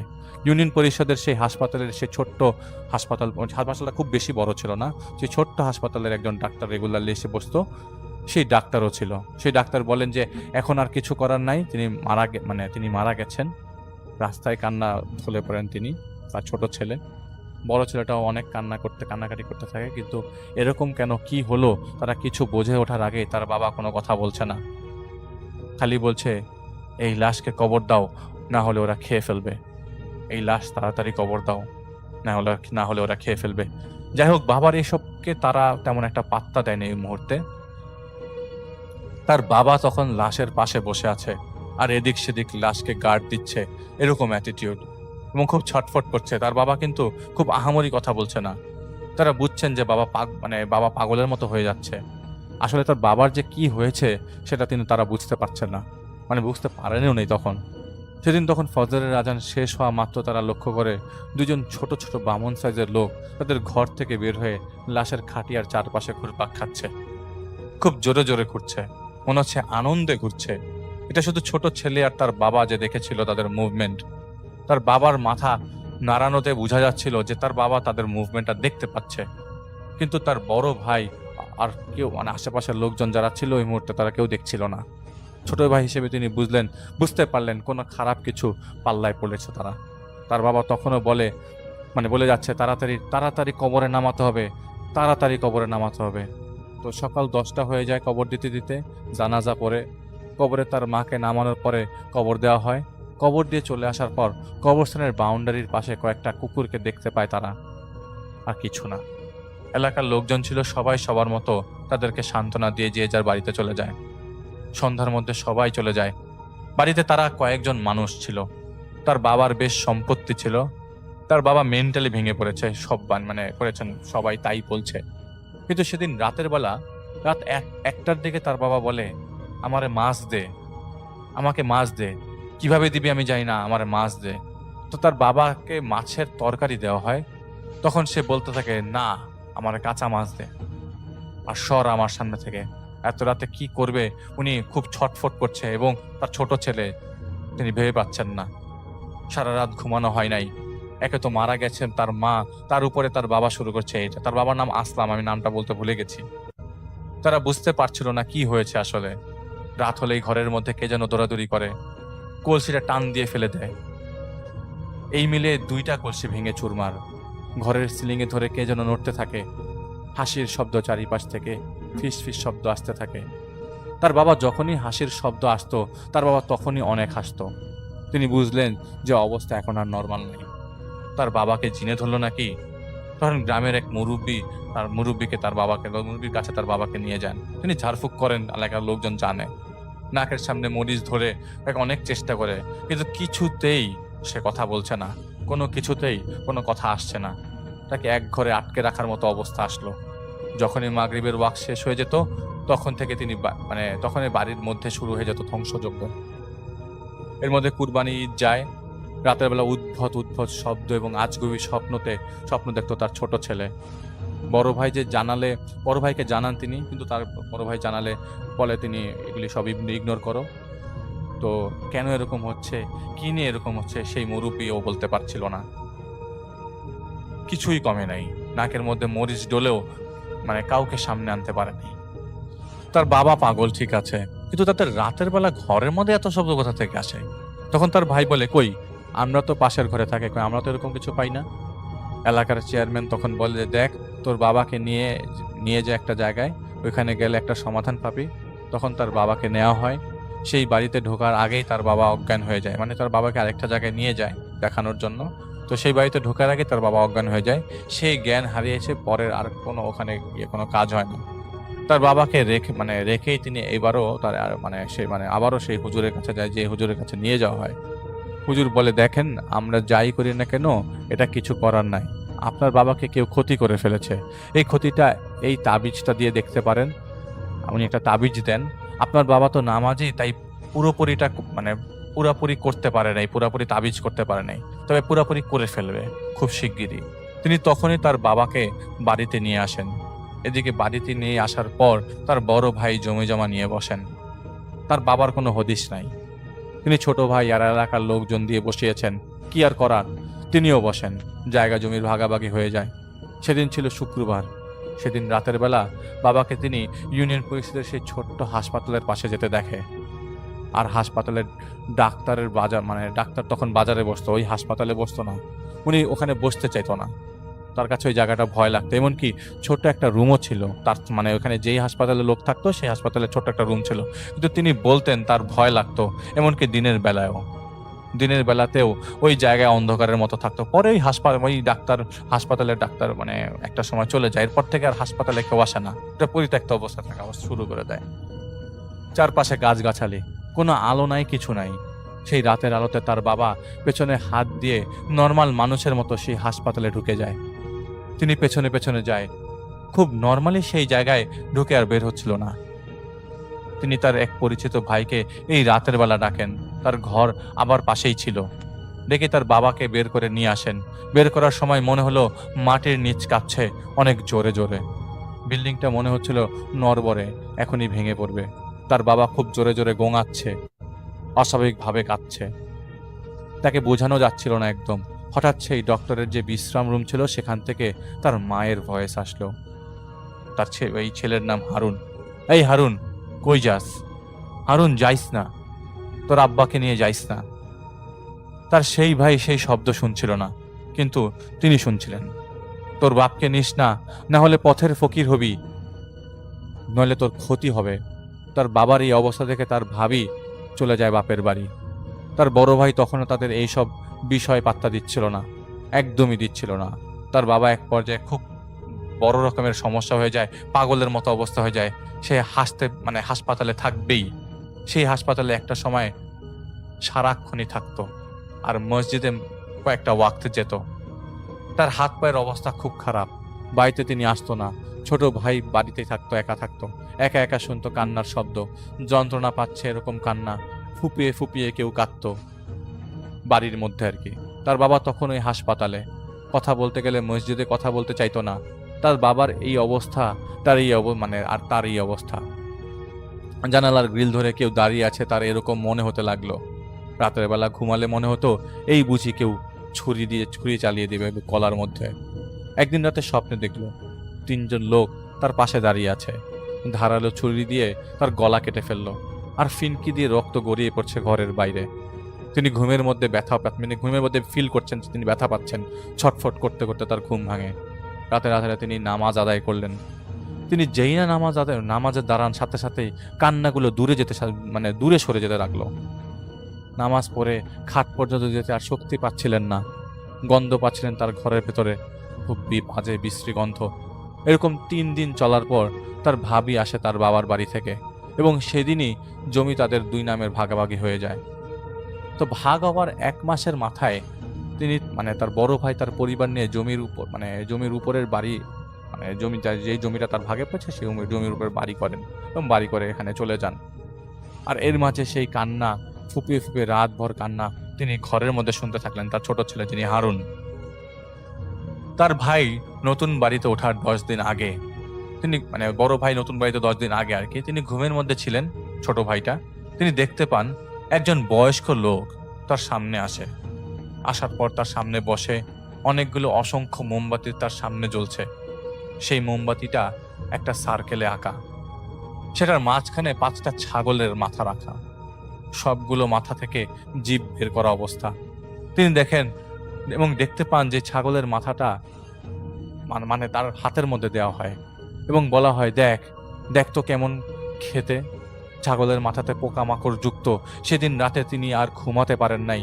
তার বাবার কোনো খবর নাই। সেই হাসপাতালে তিনি মাথায় যান, এবং হাসপাতাল থেকে তার বাবার কিছুই দেখা যায় না। তার বাবা ভেতরে, তার বাবাকে ঘিরে মানুষজন নানা জল্পনা কল্পনা করছে এলাকার। চিকিৎসা করানোর চেষ্টা করেও কোনোভাবে চিকিৎসা করা যায় না। তার ভাই তার নতুন বাড়িতে যে ওঠেন, সেদিন তার মনে হলো এই বাড়িতে আর কিছুই নাই, আজ রাতে কেউ ডিস্টার্ব করবে না। তাই তার পরিচিত এক ছোট ভাইকে নিয়ে রাতে ঘুমান, এবং প্রায় 1 মাস ভয়ে ভয়ে থাকার পর তার মনে হলো আর সমস্যা নাই। তার বাবা দেয়া জমিতে কাজ করতো আর বাড়িতে এসে টায়ার্ড হয়ে ঘুমিয়ে পড়তো। মাঝে মধ্যে অন্যের জমিতেও কাজ করত। তিনি একাই ছিলেন, কোনো বিয়ে করেননি তখনও। তার বাবাকে মাঝে মাঝে দেখতে যাইতো, কিন্তু কোনো লাভ হতো না, কারণ তিনি বাবাকে ওখানে আনতে পারতো না। উল্টাপাল্টা কথা বলতো সারাক্ষণ। এলাকার বাচ্চারা মাঝে মাঝে ইটও ছুঁড়ে মারতো।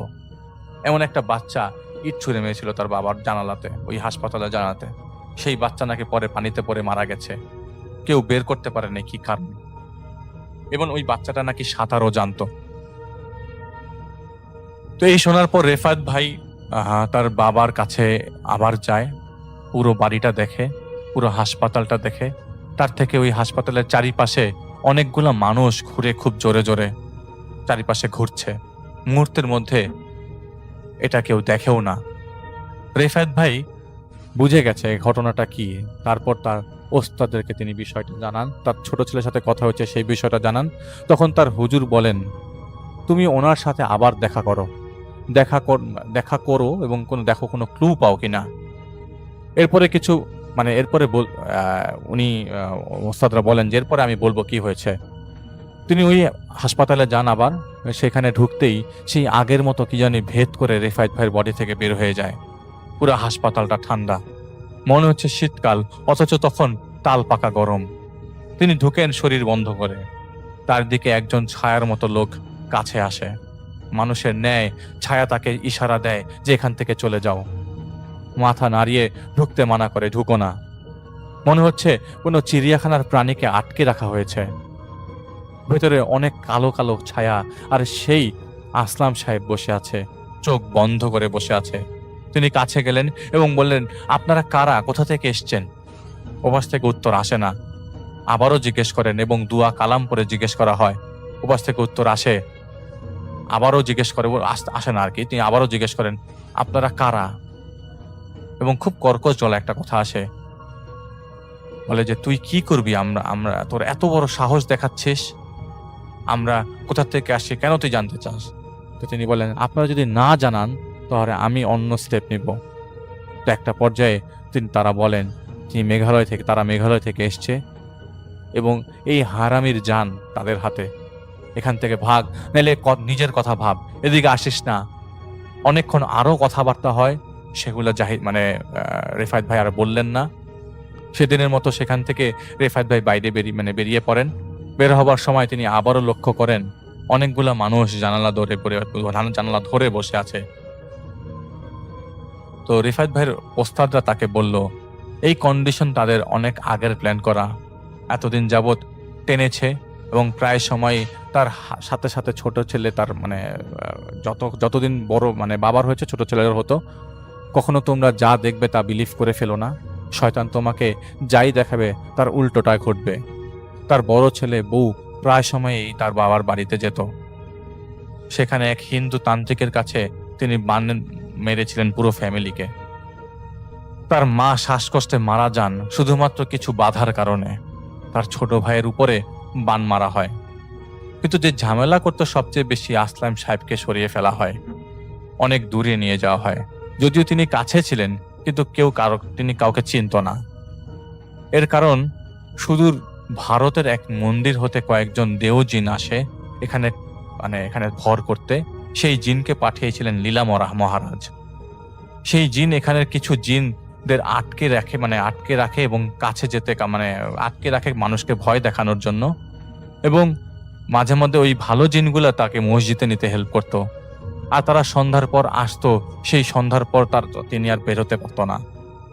তার মার কবরের ভেতরে এবং হাসপাতালের পাশে মাটি খুললে 33 পিস কাফনের কাপড় পাওয়া যাবে এবং ছাগলের মাথা পাওয়া যাবে। ওরা এভাবে মারত না, ওরা স্বাভাবিক উপায়ে তিলে তিলে মারত। 33 পিস কাফনের কাপড়কে পুড়িয়ে দিতে হবে এবং এই ওস্তাদরা তাদের সাথে কথা বলে জিনিসটা বের করেছে। এবং পুড়িয়ে ওর মার জন্য দোয়া পড়াতে হবে কোরআন শরীফ থেকে। কিছু তাবিজ গেড়ে রাখা হয়েছে, সেগুলি বাড়ির পেছনে, সেগুলিকে উদ্ধার করতে হবে। রেফায়েত ভাই কিন্তু তাদের সাথে ডিরেক্টলি এই বিষয় নিয়ে কোনো কথা বলে না, তাদের ওস্তাদরা কথা বলে জিনিসগুলো বের করে নিয়ে আসে। প্রথমে বাড়ির পেছনে তাবিজ পাওয়া যায়, যদিও সেগুলো তেমন শক্তিশালী তাবিজ ছিল না। তার মার কবরের কাছে গেলে দেখা যায় কবরের এক পাশ গর্ত করা, মনে হচ্ছে ইঁদুর গর্ত করে রেখেছে। সেই মাটি চাপা দেওয়া হয়। তার সাথীরা অলরেডি অন্য মসজিদে চলে গেছে, তখনও তিনি ওখানে একা এবং এই কাজ করে যাচ্ছে। তিনি এই কাজ শেষ করে সেখানে যাবেন তার সাথীদের ধরতে। তিনি যে আল্লাহর রাস্তায় এসেছিলেন রেফাত ভাই, তিনি তার বাবার মানে ওই হারুন সাহেবের বাবার কাছে যাওয়ার আগেই সেই হাসপাতালের পশ্চিম পাশের কর্নারে একটা কাঁঠাল গাছ ছিল, সেটার নিচে খুঁড়তে থাকে। খুঁড়তে করতে কিছু পান না, এবং তার ওই সব জিনিস খোঁড়ার সময় শরীরকে কে যেন আঘাত করতে থাকে, মনে হচ্ছে তার শরীরে কেউ চাবুক পেটা করছে। একসময় অধৈর্য হয়ে গেলে তিনি তার ওস্তাদের হুজুরকে ডাকেন। 2 জন আসে, এসে তাকে নিজ হাত দিয়ে আরো খোঁড়ানোর জন্য হেল্প করে। যারা নিচ থেকে পাতিল পাওয়া যায়, একটা বড় সড়ো পাতিল পাওয়া যায়। পাতিলের ভেতর থেকে পচা গন্ধ আসছে, একেবারে নাক মুখ ধরে যাওয়ার মতো অবস্থা। পাতিল করে 4টা খাসির মাথা পাওয়া যায়, এবং তার বড় ভাইয়ের কিছু কাপড়ের অংশ এবং ছোট ভাইয়ের কাপড়ের অংশ পাওয়া যায়, এবং কাফনের 32 টুকরা পাওয়া যায়, এবং আরেক টুকরা পাওয়া যায় হাসপাতালের ছাদের উপর। সেই ছাদে প্রথমে উঠে কষ্ট হলেও ওঠা হয়, এবং সেখানে পাওয়া যায় এক লাস্ট পিসটা, এবং ওইটা একটা পিন দিয়ে গাড়া। এটা যখন আগুনে পোড়ানো হয় তখন ওই হাসপাতালের চারপাশ থেকে অনেকগুলো কালো ধোঁয়া বের হয়ে পড়ে। রেফাত ভাই দর দর করে ঘামছে তখন। হাসপাতালের ভেতরে আলো জ্বালিয়ে প্রবেশ করা হলে দেখা যায় আসলাম সাহেব অজ্ঞান হয়ে পড়ে আছে। তাকে উঠিয়ে মসজিদে নিয়ে যাওয়া হয়। অনেক রাত, যেহেতু বাড়িতে তারা আর যায় না। সকাল হলে আসলাম সাহেবকে এক প্রকার চুপ করেছেন, তার মধ্যে কোনো পাগলামি ছিল না। এর মাঝে আরও কিছু হয়েছে, এবং উনি ওনাকে কোনো কিছু জিজ্ঞেস করলে দেখা যেত উনি খুব অবাক দৃষ্টিতে তাকিয়ে আছেন। তো যেগুলো বলা সম্ভব হচ্ছে না অনেক কিছুই। আসলাম সাহেবকে তার বাড়িতে নিয়ে যাওয়া হয়। বাড়ির ভাগাভাগির বিষয়টা তিনি তখনও জানতেন না। তার টিপসই দেওয়া এমন পর্যন্ত নেওয়া হয়েছে ভাগাভাগির সময়, কিন্তু উনি এইসব বিষয়ে কিছুই অবগত না। রেফাত ভাই সেখান থেকে চলে আসেন। কিভাবে কি করেছে তাদের আর পরে জানানো হয় না। তবে তার ছোট ছেলেকে বলা হয় যে তার ভাবি এসব কাজ করেছে, এবং সেই লোক যতদিন খবর নিচ্ছিল ততদিন পর্যন্ত ভালো ছিল, কিন্তু তখনও তার মাথার মধ্যে অনেক কিছু ঘুরপাক করছিল। প্রায় 7 মাস লাগে তার চিকিৎসা মানে পুরোপুরি ঠিক হতে আসলাম সাহেবের। এরপর থেকে আর কিছু হয় নাই। তো তিনি একটা কথা বলেছেন যে রাসূলুল্লাহ সাল্লাল্লাহু আলাইহি সাল্লাম বলেছেন, প্রকৃত মুসলমান সেই ব্যক্তি যার জিহ্বা ও হাত থেকে অন্য মুসলমান নিরাপদ থাকে। অপর মুসলমান যাতে কষ্ট পায় এমন কোনো কাজ অন্য মুসলমানের শোভা পায় না। কখনো অজান্তে কাউকে কষ্ট দিয়ে ফেলা যাবে, অথবা কোনোভাবেই জুলুমের শিকার করা দিয়ে যাবে না।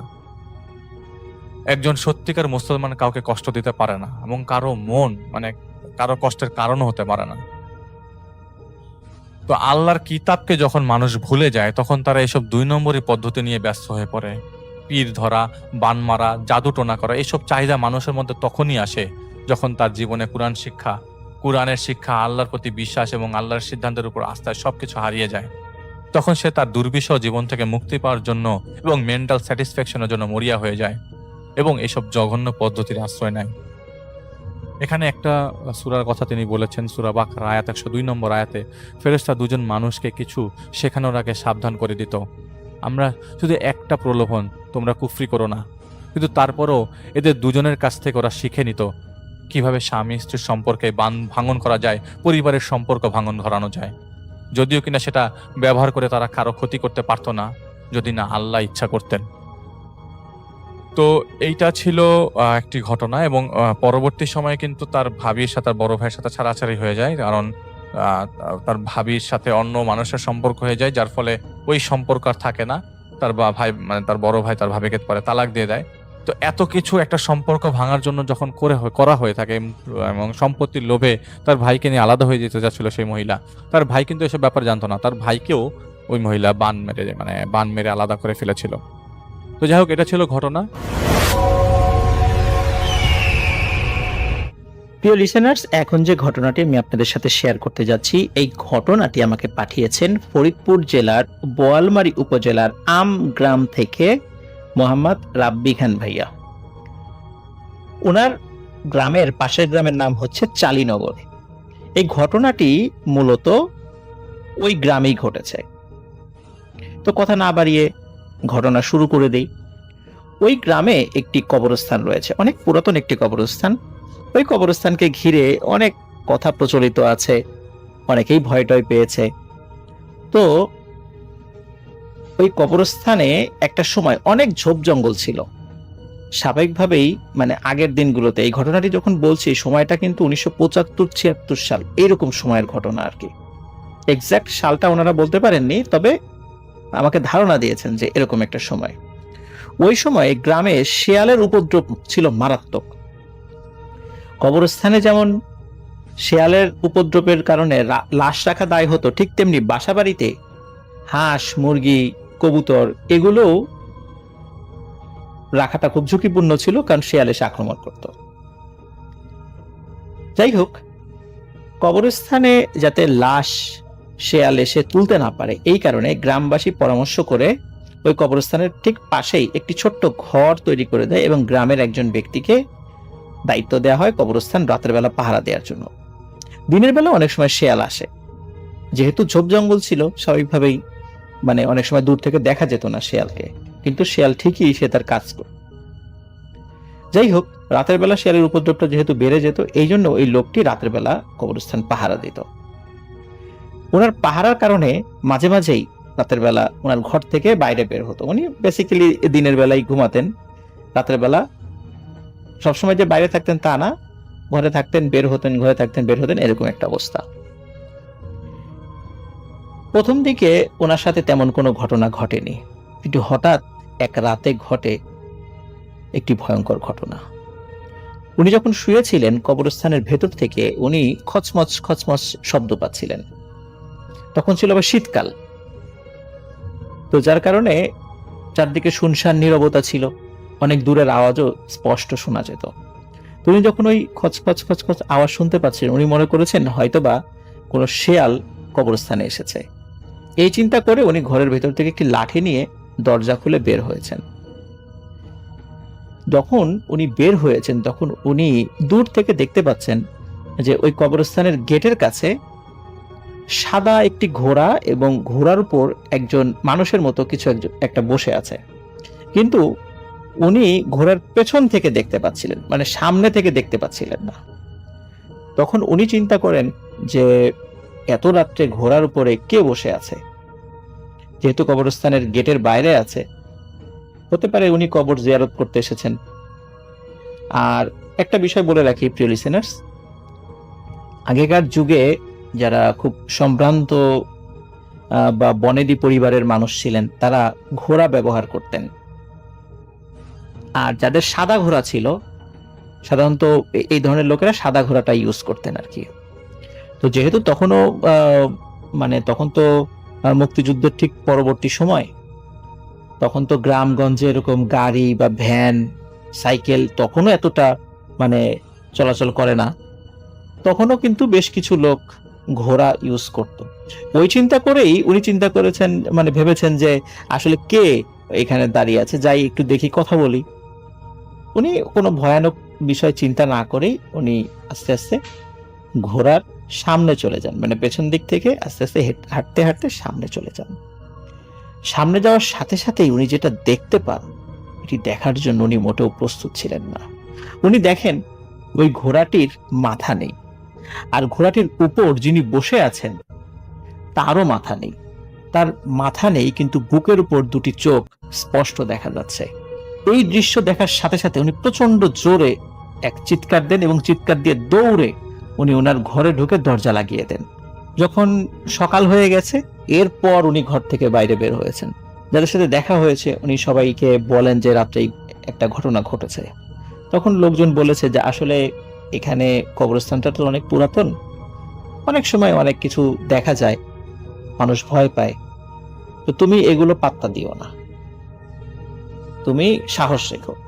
সবাই তাকে এই বলে সান্ত্বনা দিয়েছেন, কারণ গ্রামবাসী জানতো কবরস্থানের আশেপাশে মানুষ কোনো না কোনো ভয়ানক জিনিস দেখতে পায় এবং অনেকেই ভয় পেয়েছে যেহেতু আগেই। তো যাই হোক, এই ঘটনার অল্প কয়েকদিন পরে ওনার সাথে আরো একটি ঘটনা ঘটে এবং এই ঘটনাটি ওনার জীবনকে শেষ করে দেয়।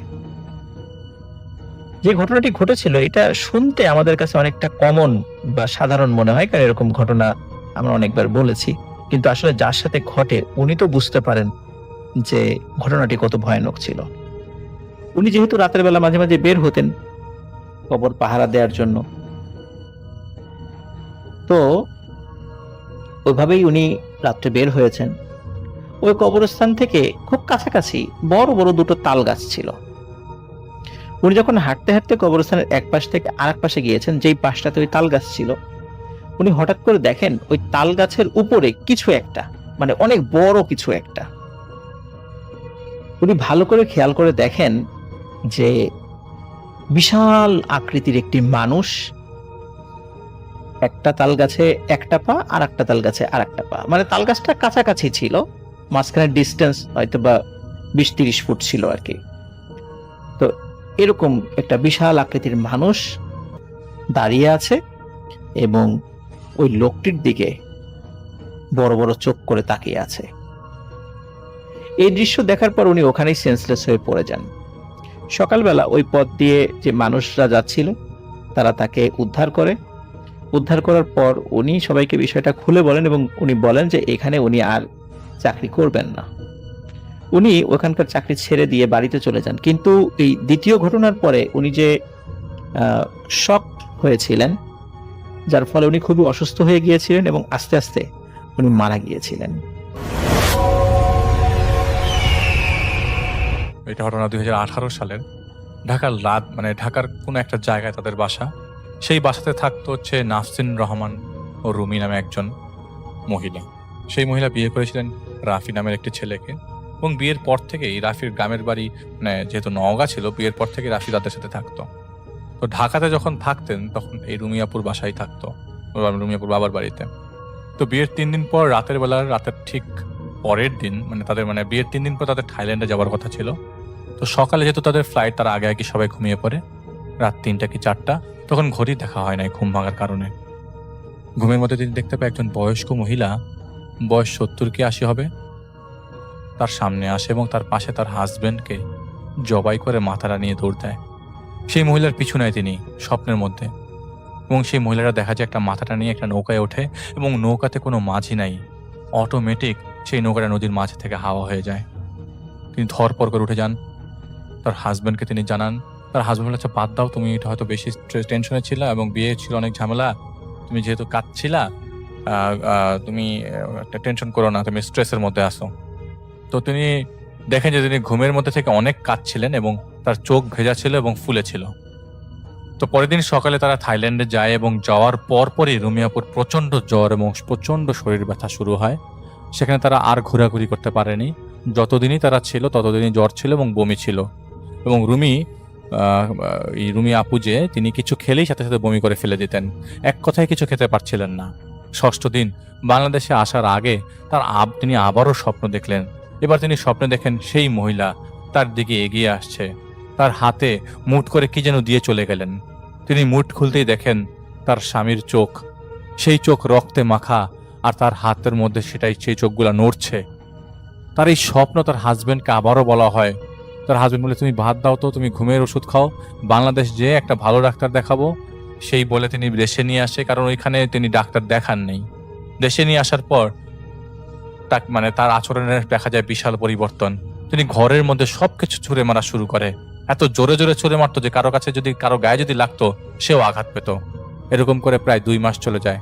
যেদিন ঘুমের ওষুধ খেত তিনি ভালো থাকতো, যেদিন খেত না সেদিন বাসার অবস্থা খারাপ করে দিত। মেয়েটার বাবা তাকে কিছু সাইকিয়াট্রিস্টের কাছে নিয়ে যায়। এর মধ্যে একজন সাইকিয়াট্রিস্ট বলে যে তিনি অনেক দিনের স্ট্রেসড ছিল, তাকে বিশ্রাম নিতে হবে। প্রেসক্রিপশনের ওষুধ শুরু হয়ে যায়, সাথে সাথে তার অবস্থা আরো বেশি খারাপ হতে থাকে। আগে যা একটু কথা বলতো এখন তাও বন্ধ। তিনি খুব অল্প কথা বলা শুরু করলেন। 100%-এর জায়গায় 90% কথা বন্ধ হয়ে গেছে, 10% কথা বলতেন। এর মানে এই না যে তিনি আগে কথা বলতেন না, তিনি আগে অনেক কথা বলতেন। তো যখনই কথা বলতেন কারোর সাথে বাজে ব্যবহার করতেন, এবং সবার সাথেই। এবং যেদিন রাতে স্বপ্ন দেখতেন তার স্বামীকে বলতেন যে তিনি কি কি স্বপ্ন দেখেছেন। আর তিনি প্রায় সময় একটা নৌকা দেখতেন স্বপ্নে, এবং সেই নৌকা একজন বয়স্ক মহিলাতে নৌকার মধ্যে দেখতেন, এবং সেই মহিলা তার স্বামীর মাথাটা ঠিক নৌকার মাঝখানে রাখত। সেদিন ভোর থেকে গুড়ি গুড়ি বৃষ্টি।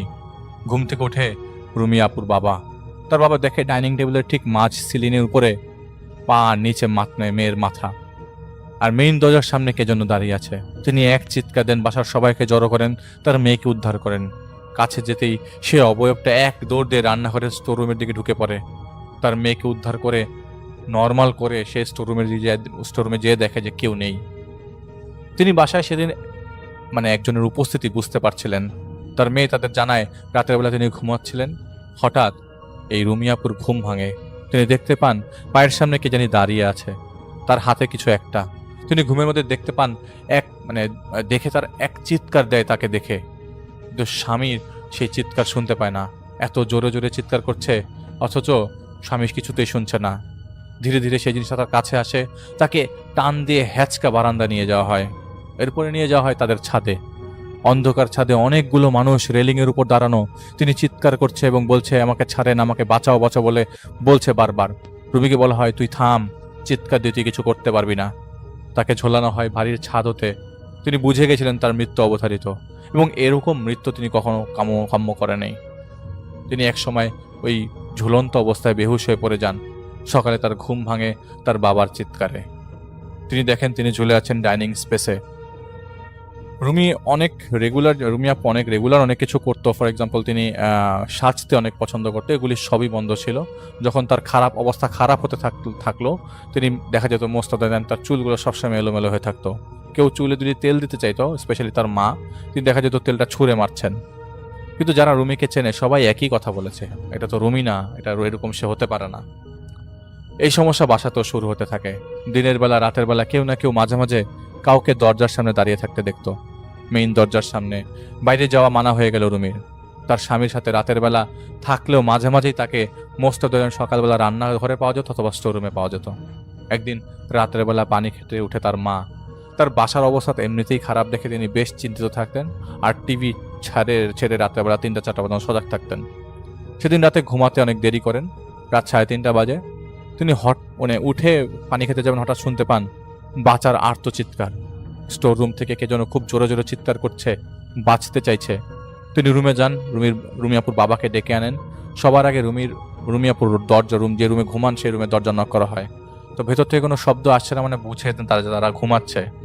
তারা হাজব্যান্ড ওয়াইফ তারা দুজনই স্টোর রুমের কাছে যান, এবং স্টোর রুমে যাওয়ার সময় ডাইনিং রুম পড়ে, সেইখানে আবার কাজের মেয়ে ঘুমাচ্ছিল।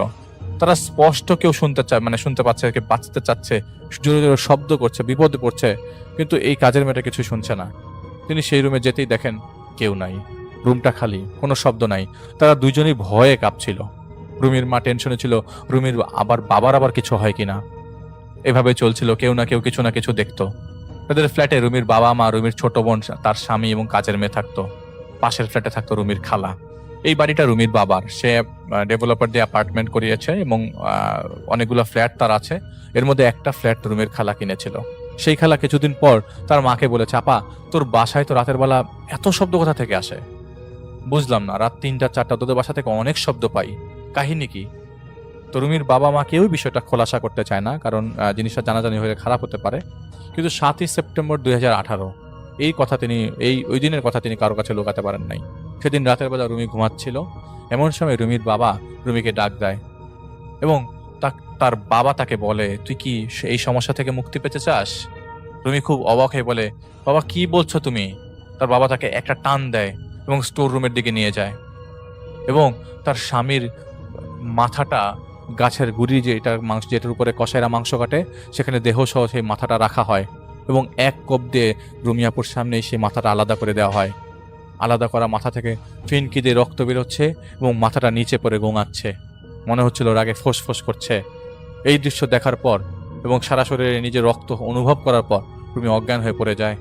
সকালে তাকে রান্নাঘর থেকে উদ্ধার করে হাসপাতালে নেওয়া হলে তার ঘাড়ের মধ্যে অনেক দাগ পাওয়া যায়, 5 আঙ্গুলের দাগ পাওয়া যায়, এবং অনেক মাসেলের মধ্যে অনেক স্ট্রেস গেছে বোঝা যায়। তো রুমির মা পরে রুমির খালাকে জানালে তার খালা বিষয়টা জানে, এবং তার বাসায় তার ছেলে মেয়েকে পড়াতে একজন হুজুর আসতো, সেই হুজুরকে তিনি জানান। সেই হুজুর আবার আরেকজনের কথা বলে, এবং সেই হুজুরের সাথে তারা দেখাও করে। তিনিও বেশ লম্বা এবং গম্ভীর স্বভাবের। তিনি তার বাসায় যান, এবং বাসায় ঢোকার সময় তিনি বলেন, আপনাদের বাসায় কেউ আছে, আপনাদের ক্ষতি করতে যাচ্ছে, আমি দেখতে পাচ্ছি। সে খুব অপলক দৃষ্টিতে আপনাদের দিকে তাকিয়ে আছে এবং সবসময় তাকিয়ে থাকে। আপনারা সাবধানে থাকবেন। আমি এই গ্লাসে পানি পরে দিচ্ছি, 7 দিন এই পানি আপনারা ছিটাবেন, সবাই নামাজ পড়বেন। এবং ওইখানে ওনারা সবাই বলেন যে হ্যাঁ, তারা সবাই নামাজ পড়ে, এবং সন্ধ্যায় মাগরিবের আজানের সময় এই পানিটা ছিটাবেন পুরা বাসা, কোনো কোনাও যাতে বাদ না যায়। তারা পুরো বাসায় পানি ছেটায়, এবং সেই স্টোর রুম ছাড়া। সেদিন রাতে তারা সবাই ডাইনিং রুমে থেকে অনেক চিৎকারের আওয়াজ পেতে থাকে, কিন্তু রুমি ঘুম।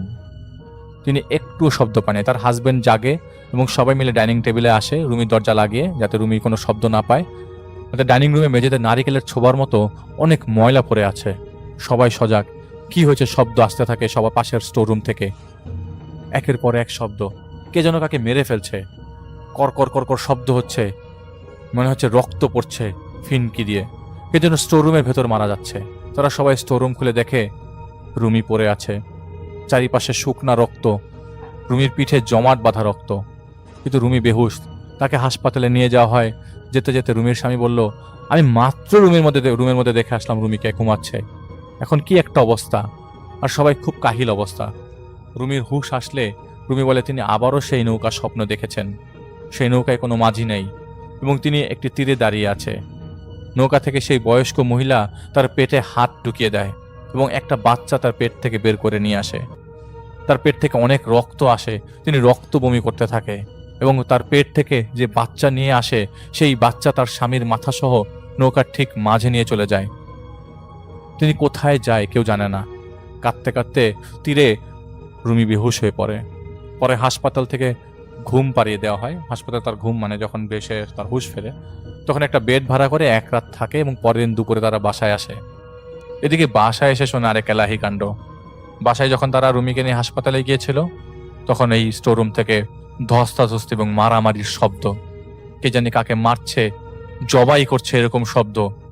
রুমির ছোট বোন, সেই কাজের মেয়ে, পরে তার খালার বাসায় চলে যায়। হাসপাতালে টেস্ট করানোর পর রুমির প্রেগনেন্সি ধরা পড়ে 3 মাস। এদিকে 7 দিন পর সেই হুজুর আসে। হুজুর এসে, যে হুজুরটা তারা কথা বলেছিল, হুজুর এসে তাদের ডাইনিং রুমে বসে এবং দরজার দিকে তাকিয়ে থাকে। তখন রুমির বাবা বলছে, কি হয়েছে হুজুর, আমাদের বাসায় এই সমস্যা কেন? আমার মেয়ে এরকম পাগলের মতো হয়ে যাচ্ছে, আমরা সবাই পাগলের মতো হয়ে যাচ্ছে, ঘটনা কি? আমার বিজনেসের অবস্থা খুব খারাপ, আমি কোথাও যেতেও পারছি না। হুজুর বলে, আপনি এক কাজ করেন, আপনার মেয়েকে নিয়ে আসেন। তো উনি 2টা কবুতরের ব্যবস্থা করতে বলেন, 2টা সাদা কবুতর, এবং ওই মুহূর্তে তারা বাজার থেকে 2টা কবুতর কিনে নিয়ে আসে। একটা কবুতর প্রথমে হাতের মাঝখান দিয়ে টান দিয়ে নিয়ে আসতে আঙ্গুলের কাছাকাছি আসার সাথে সাথেই মারা যায়। এটা একটা জ্যান্ত কবুতর, সাথে সাথে মৃত হয়ে যায়। এটা ছিল রুমির স্বামীর অবস্থা। এবং দ্বিতীয় কবুতর আবারও রুমির হাত থেকে, হাতের মাঝখান থেকে টেনে আনার পর, আঙ্গুলের কাছাকাছি আসার পর কবুতরটা মারাও যায় এবং মারা যাওয়ার সাথে সাথে কার বর্ণ ওই সাদা কবুতর কালো হয়ে যাচ্ছে, একদম শক্ত হয়ে গেল। তিনি বললেন, খুব খারাপ জিন আপনার মেয়ের সাথে আছে, কেউ মারা যাবার অপার সম্ভাবনা। তিনি আরো কিছু দোয়া করে বাসা বন্ধ করে যান এবং অন্য কারো খোঁজ করতে বলেন। তিনি আসলেই তাদের সাহায্য করতে, যিনি আসলে তাদের সাহায্য করতে পারবেন। যেই না তিনি বাসা থেকে বেরিয়ে যান, সেদিন রাতের অবস্থা আরো বেশি খারাপ হয়ে যায়। এবার সবাই সে অবয়ব দেখতে পাচ্ছেন, কিন্তু অবয়বটা একবার স্টোররুম থেকে অন্য রুমে, আবার স্টোররুমে ফিরে আসে। এই অবস্থা উনি যাওয়ার পর থেকেই। একদিন এক মসজিদে কথা হয়েছিল রেফায়েত ভাইয়ের সাথে, ওই বাসার এক কেয়ারটেকারের। তারা একটা মসজিদে কয়েকদিন ছিলেন। তিনি রুমির বাবাকে বলেন তার কথা, রেফায়েত ভাইয়ের কথা। সেই সুবাদে তাকে ফোন করা হয়, ফোন আলাপ করা হয়। ফোনে কথা বলার সময় রেফায়েত ভাই একটা ফিস ফিস টাইপের শব্দ শুনতে পাচ্ছিলেন, কিন্তু কিছু বললেন না। তিনি বললেন তিনি যাবেন তাদের বাসায়, 3 দিন দেরি হবে। কিন্তু তাদের অবস্থা এতটাই খারাপ ছিল যে রেফাত ভাই পরের দিনই আসরের ওয়াক্তে সেই বাসায় যায়। রেফাত ভাই বাসায় ঢুকে ঢোকার সাথে সাথেই বাসায় গেটের বাইরে একজন হাত নেড়ে ইশারা দেয়, ইশারা নিয়ে তাকে বাইরে চলে যেতে বলে। তো রেফাত ভাই বাসায় ঢুকে জিজ্ঞেস করে, আপনাদের বাসায় কে কে আছে? আর একটু কথা বলে রাখি, যে ইশারাটা দিচ্ছিল সেটা একটা মেয়ে। তো বলতে বলতে বলে যে সবার নামে, ওই সবার পরিচয় দিতে দিতে ওই সময় রুমের মধ্যে রুমি প্রবেশ করে, আর তার বাবা তাকে পরিচয় করে দেয়, এটা আমার মেয়ে রুমি। রেফাত ভাই বলেছেন বাসায় ঢোকার সময় একটা মানুষের ন্যায় একদম তাকে ঘরের ভেতরে ঢোকার আগে ইশারা করে চলে যেতে বলেছিল। এটা সেই মেয়েটা। তিনি সবার সাথে কথা বলতে বলতে দেখেন স্টোররুম থেকে কেউ বের হয়ে আবার ওখানে চলে গেল। তিনি স্টোররুমের দিকে ঢুকতেই বাজে বিশ্রী গন্ধ পাওয়া শুরু করলেন। তিনি জিজ্ঞেস করলেন, স্টোররুম কি আপনারা পরিষ্কার করেন না, এত গন্ধ কেন? তখন সবাই বলে, আপনি ওখানে গন্ধ পাচ্ছেন, পাশের বাসায় আমার বোনও পেয়েছে, কিন্তু আমরা পাই না, আমরা কোনো গন্ধ পাই না। রেফাত ভাই কিছু দোয়া পড়ে তাদেরকে নামাজের সময় সেসব দোয়াগুলো পড়তে বলে সে বাড়ি থেকে বের হয়ে যান। বললেন পরের দিন আসবে। পরের দিন রেফাত ভাই সেই বাসায় যান রাত 10টা নাগাদ। গতকাল তিনি যে বাসা থেকে বেরিয়েছিলেন, বেরিয়ে যাওয়ার পরে রেফাত ভাই বাসায় যাওয়ার পর তার জ্বর আসে। তার জ্বর একটু কমলে রাতের দিকে সেই বাসায় আসে। তার ওস্তাদা তাকে আগেই জানিয়ে দিয়েছেন মোটামুটি ঘটনা কি। তারা বলেছেন যা হয়েছে তা পাপ, যারা করেছে তাদের বুকপিট নাই। এখানে রুমির বিয়ের আগে একটা বিয়ে হয়েছিল, সেই ছেলেকে রুমি এই ছেলেকে মানে সেই ছেলেকে ছেড়ে রুমি এই ছেলেকে পছন্দ করে ছেড়ে দেয়, কারণ তার ওই আগের হাজব্যান্ডের সাথে বনিবনা হচ্ছিল না। এদিকে রুমি তার বাবা মা ছাড়া থাকতে নারাজ ছিল, আর এই নিয়ে স্বামীর মধ্যে তার মতের অপার্থক্য এবং ঝগড়া লেগে থাকতো। সেই আগের স্বামী এবং তার মা রুমি যাতে এই সংসারেও টিকতে না পারে এবং ওর স্বামী যাতে ছেড়ে দেয় এবং স্বামীর ক্ষতি করার জন্য একটা জিনের সাহায্য নেয়। সেই জিন সুদূর বাংলাদেশ থেকে নিয়ে আসা হয় এবং পরিকল্পনা করে তাদের পুরো ফ্যামিলি এবং রুমির পেটের বাচ্চাটাও ধ্বংস করে দেওয়ার। পেটের বাচ্চার খবর কিভাবে জানলো সেটা আমরা সামনে আসছি। তো রেফাত ভাইকে তার ওস্তাদরা বলেন যে তুমি রুমির মধ্যে সেই জিন আনো, তাকে আনার জন্য কিছু নিয়ম আছে, আমরা 7 জনে সেখানে থাকবো এবং তোমার যাবতীয় হেল্প করব। তুমি রুমিকে ডেকে তাকে রুমিকে ডেকে আর বসাবা এবং বসানোর সময় দেখা গেল যে তাকে নর্মাল লাগছিল, কিন্তু রুম অন্ধকার করে তার ভেতরে সেই জিন আনা হলো। সেই জিনকে পরে স্বীকার করানো হয় এবং ঘটনা কি জানতে চায়। সেই জিন বলে তাকে একটা পাঠা বলির মাধ্যমে আনা হয় এবং এইসব কাজ করানো হয়। তাকে দায়িত্ব দেওয়া হয় রুমের স্বামীকে মেরে ফেলতে এবং তার বাচ্চাকে মেরে ফেলতে। সেই সুবাদে সেই জিনের সাহায্যে একটা পুতুল জিন একজনের সাহায্যে একটা পুতুল তাদের বাসার স্টোররুমে রাখে এবং এই লোক কাজটা করে তাদের বাসার গৃহপরিচারিকা। সেই মেয়েটা থাকতো আগের বাসাতে, সেখানে সেই মেয়ে তার সাথে আসে বলে ওই মেয়ে কাজের মেয়েটা ওই আগের বাসাটা তার পছন্দ হচ্ছিল না, কিন্তু মেয়েটাকে এনেছিল আগের শ্বশুরবাড়ির লোকজনই। তো তার সাথে এই বাসায় চলে আসে, কিন্তু কাজ করতো তিনি টাকার বিনিময়ে ওদের কথায়। সেই মেয়ে একটা পুতুল তাদের স্টোর রুম রেখেছে, সেই পুতুলে সূচ বাঁধা আছে। সেই পুতুলে কিছুদিনের মধ্যে মাটিতে পুঁতে ফেলা হতো এবং ধীরে ধীরে পুতুল মিশে যেত এবং তার বাচ্চা সহ স্বামীও মারা যেত। তো রেফাত ভাইয়ের ওস্তাদরা বলে তোমাকে এই পুতুলটা নিতে হবে এবং পুড়িয়ে ফেলতে হবে এবং তুমি পরে রুমির চুল নখ এবং আর ওই জিনটাও বলছে যে রুমির চুল নখ জামার কাপড়, রুমির রক্তে ভেজা কাপড়, রুমির স্বামীর কাপড়, রুমির বাবার কাপড় একটা পুটলিতে রাখা এবং সেই পুটলিটা রুমিদের স্টোর রুমের উপরে একটা ছোট্ট বাক্স আছে, সেই বাক্সে। তো সব বলার পর রেফাত ভাই সেগুলো উদ্ধার করার সময় তার শরীর ঠান্ডা হয়ে আসছিল। তো তিনি বলেন মাঝে মাঝে সাইকোলজিক্যালি অনেক কিছু ভাবতে পারেন, সেজন্য কি ঠান্ডা লাগছিল কিনা। তিনি সেই কাজের মেয়ের কাছ থেকে আগে কথা স্বীকার করেন এবং সবকিছু কালেক্ট করেন। সেই সব জিনিসগুলো আগুনে পোড়ানো হয় এবং ছাইগুলো ফেলে দেওয়ার সময় বাসা থেকে মনে একটা বিশাল বড় চিৎকার দিয়ে কেউ উধাও হয়ে গেল। সেই জিনের সাথে থাকা 7 জন জিন রাফেদ ভাইয়ের সাথে থাকা 7 জন জিন ওই জিনের সাথে কথা বলছিল, কিন্তু সেগুলা কি ছিল সেগুলা আর রেফাত ভাই আমাদের সাথে শেয়ার করেননি। রুমি সেদিন রাতে ঘুমিয়েছে, প্রায় 8-9 মাসের নির্ঘুম রাত ঘুমে পরিণত হয়। সকালে হাসপাতালে তাদের বাচ্চার অবস্থা চেক করা হয়, হাসপাতালে সবকিছু নর্মাল ছিল। প্রায় 4-4.5 মাস পর রুমি একটি ছেলে সন্তান জন্ম দেয়। প্রথম 1 বছর রুমি এরকম নৌকা দেখেছিল, কিন্তু ওই নৌকাটা খালি ছিল, নৌকা থেকে আর ভয়াবহ কিছু ঘটেনি এবং রুমিও পরবর্তী 1 বছর পর সেটা আর দেখেনি। কাজের মেয়েটাকে পরবর্তী সময় পুলিশে দেওয়া হওয়ার কথা হলেও পরে বের করে দেওয়া হয় আর কি। আসসালামু আলাইকুম প্রিয় লিসেনার্স, এতক্ষণ থেকে আপনাদেরকে অনেকগুলো ভয়ানক ঘটনা শোনানো হয়েছে।